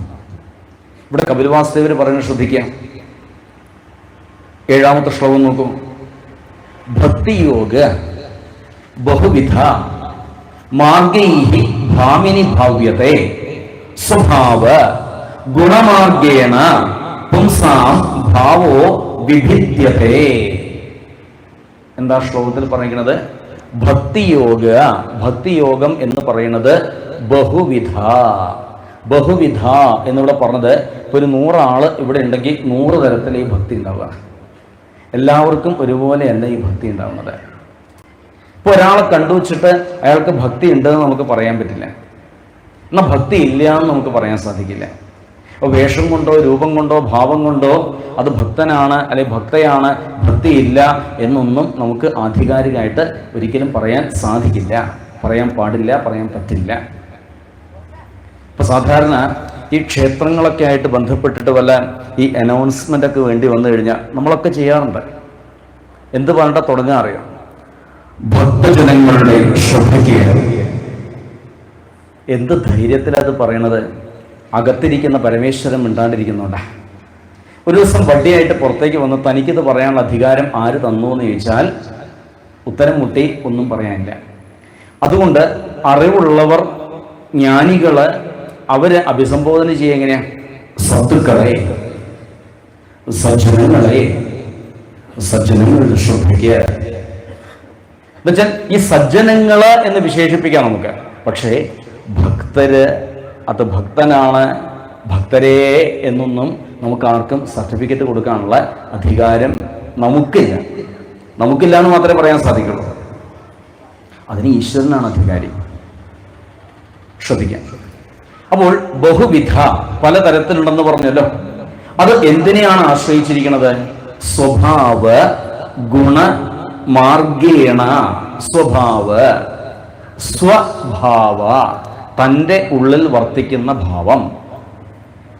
ആ ഭാവം എന്തിനെ ആധാരമാക്കിയിട്ടാണ്? ഗുണ, വന്നിരിക്കുന്ന ഗുണങ്ങളെ അടിസ്ഥാനപ്പെടുത്തിയിട്ട്. അപ്പൊ ഈ ഗുണങ്ങൾ ഏതൊക്കെയാണ്? പ്രധാനമായിട്ട് 3 അപ്പൊ ഇതിനനുസരിച്ചാണ് ഓരോരുത്തരുടെ ഉള്ളിലുള്ള ഭക്തിയും വർദ്ധിക്കുന്നത്, ഭക്തിയും വർദ്ധിക്കുന്നത്. പറയാനുള്ള എളുപ്പത്തിന് വേണ്ടിയിട്ട് ഈ ഭക്തിയെ നമുക്ക് തൽക്കാലം 4 മാറ്റാം. ഒരുപാടുണ്ടെങ്കിലും ഈ പറയാനുള്ള എളുപ്പത്തിന് വേണ്ടിയിട്ട് അതിനെ 4 മാറ്റുന്നു. അതിൽ ഏറ്റവും താഴെ കിടക്കുന്നത് താമസികം, അതിന് മുകളിലായിട്ട് രാജസികം, അതിന് മുകളിലായിട്ട് സാത്വികം, ഏറ്റവും മുകളിലായിട്ട് നിർഗുണം. അപ്പൊ ഇതാണ് 4. എന്താണ് ഈ താമസിക ഭക്തി എന്ന് പറഞ്ഞു കഴിഞ്ഞാൽ? അഭിസന്ധായ യോഹിംസാം ദംഭം മാത്സര്യമേവ സംരംഭേ ഭിന്നദൃഗ്ഭാവം മയി കുര്യാസ താമസ. മറ്റൊരാളെ ഉപദ്രവിക്കാനായിട്ട് ഈശ്വരനെ കൂട്ടുപിടിക്കുന്നുണ്ടെങ്കിൽ അതിൻ്റെ അർത്ഥം അകത്തുള്ള താമസിക ഭക്തിയാണ്. സ്വന്തം കാര്യങ്ങൾ ഇങ്ങനെ നേടിയെടുക്കാനായിട്ട് ഈശ്വരനോട് പറയാം, ഇന്നത് തന്നാ ഇന്നത് തരാം, ഇന്നത് തന്നാ ഇന്നത് തരാം എന്ന് എന്തെങ്കിലും വ്യവസ്ഥാപിതമായ ആരാധന, ഒരു കണ്ടീഷണൽ, ഇങ്ങനെ ഒരു സംഗതി വരുന്നുണ്ടെങ്കിൽ അതിന്റെ അർത്ഥം എന്താ വെച്ചാൽ നമ്മുടെ അകത്ത് വർത്തിക്കുന്നത് എന്താണെന്ന് മനസ്സിലാക്കുക? രാജസികമായിട്ടുള്ള ഭക്തിയാണെന്ന് മനസ്സിലാക്കുക.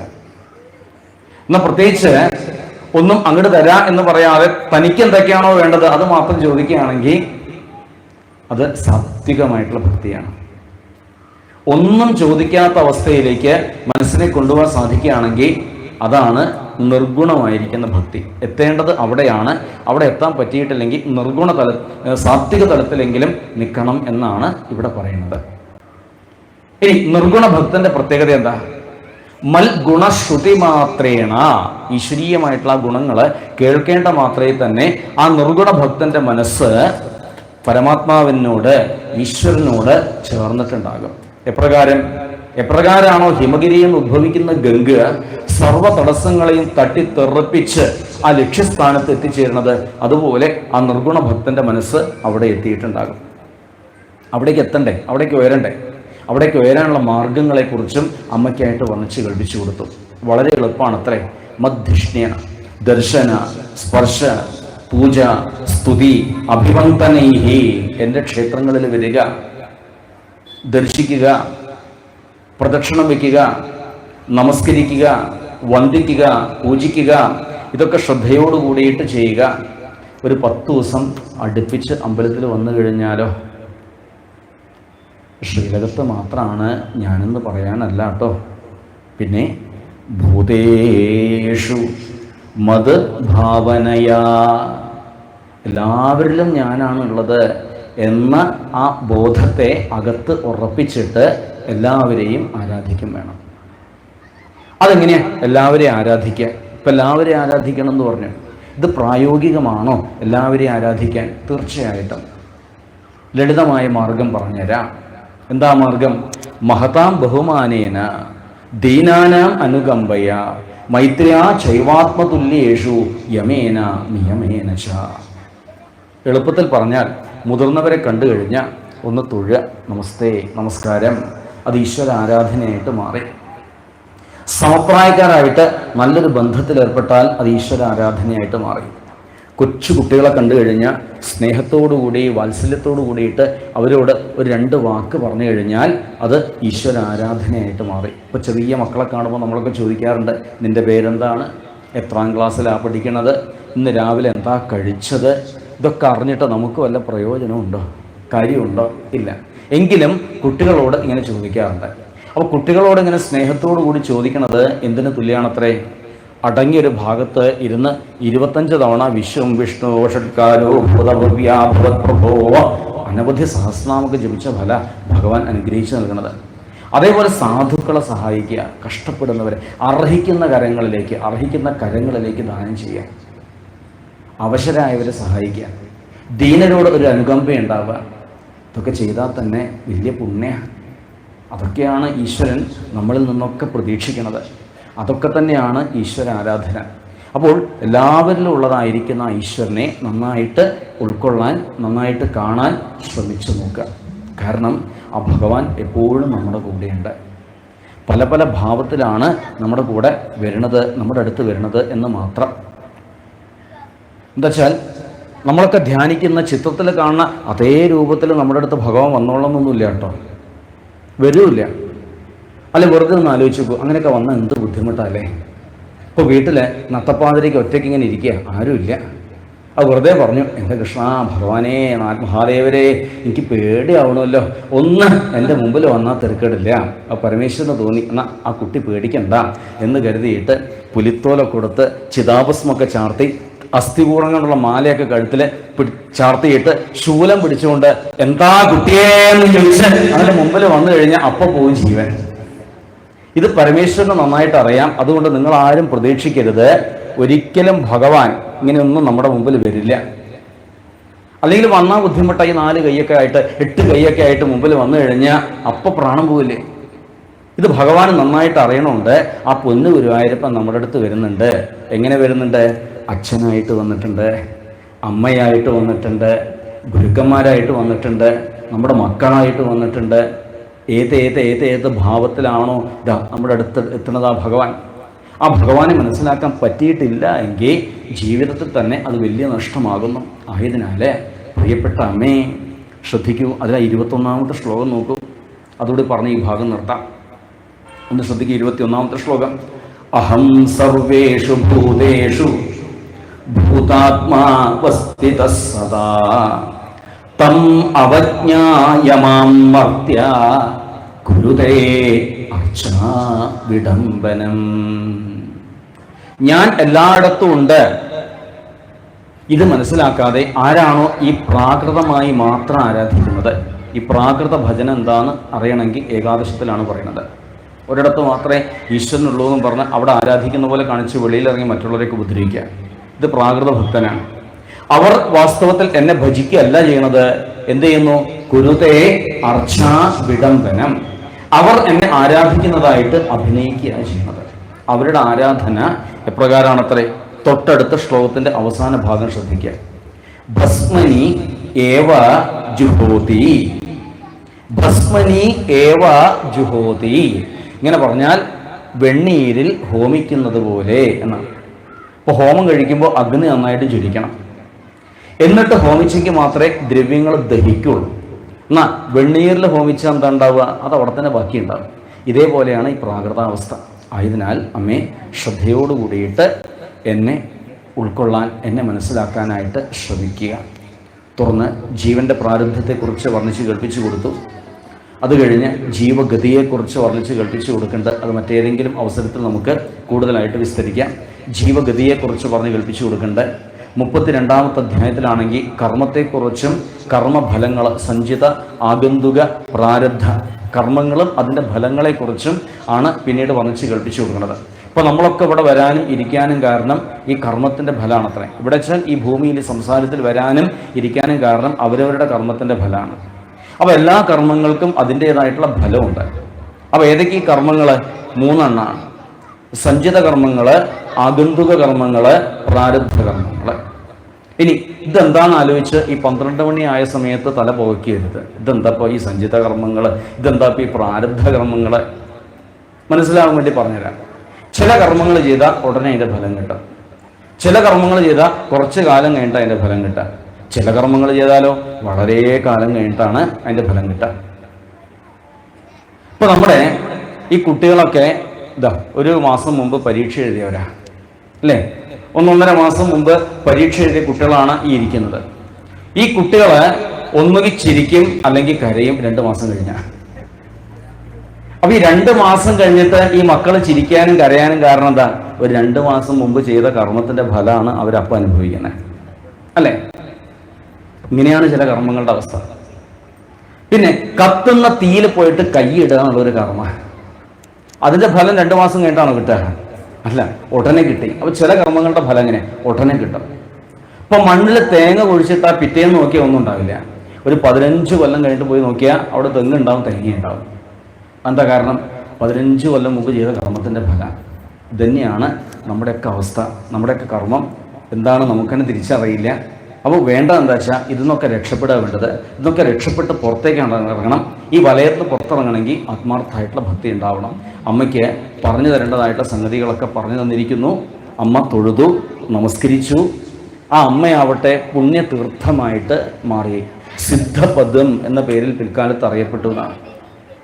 ദേവഹൂതി പുണ്യതീർത്ഥമായിട്ട് മാറിയ സങ്കേതമാണ് പിൽക്കാലത്ത് സിദ്ധപദം എന്ന പേരിൽ അറിയപ്പെട്ടത്. പിന്നീട് വാമനമൂർത്തി കുറേ കാലം അവിടെ പോയിട്ട് തപസ് ചെയ്തുകൊണ്ട് അത് സിദ്ധാശ്രമമായിട്ട് മാറി.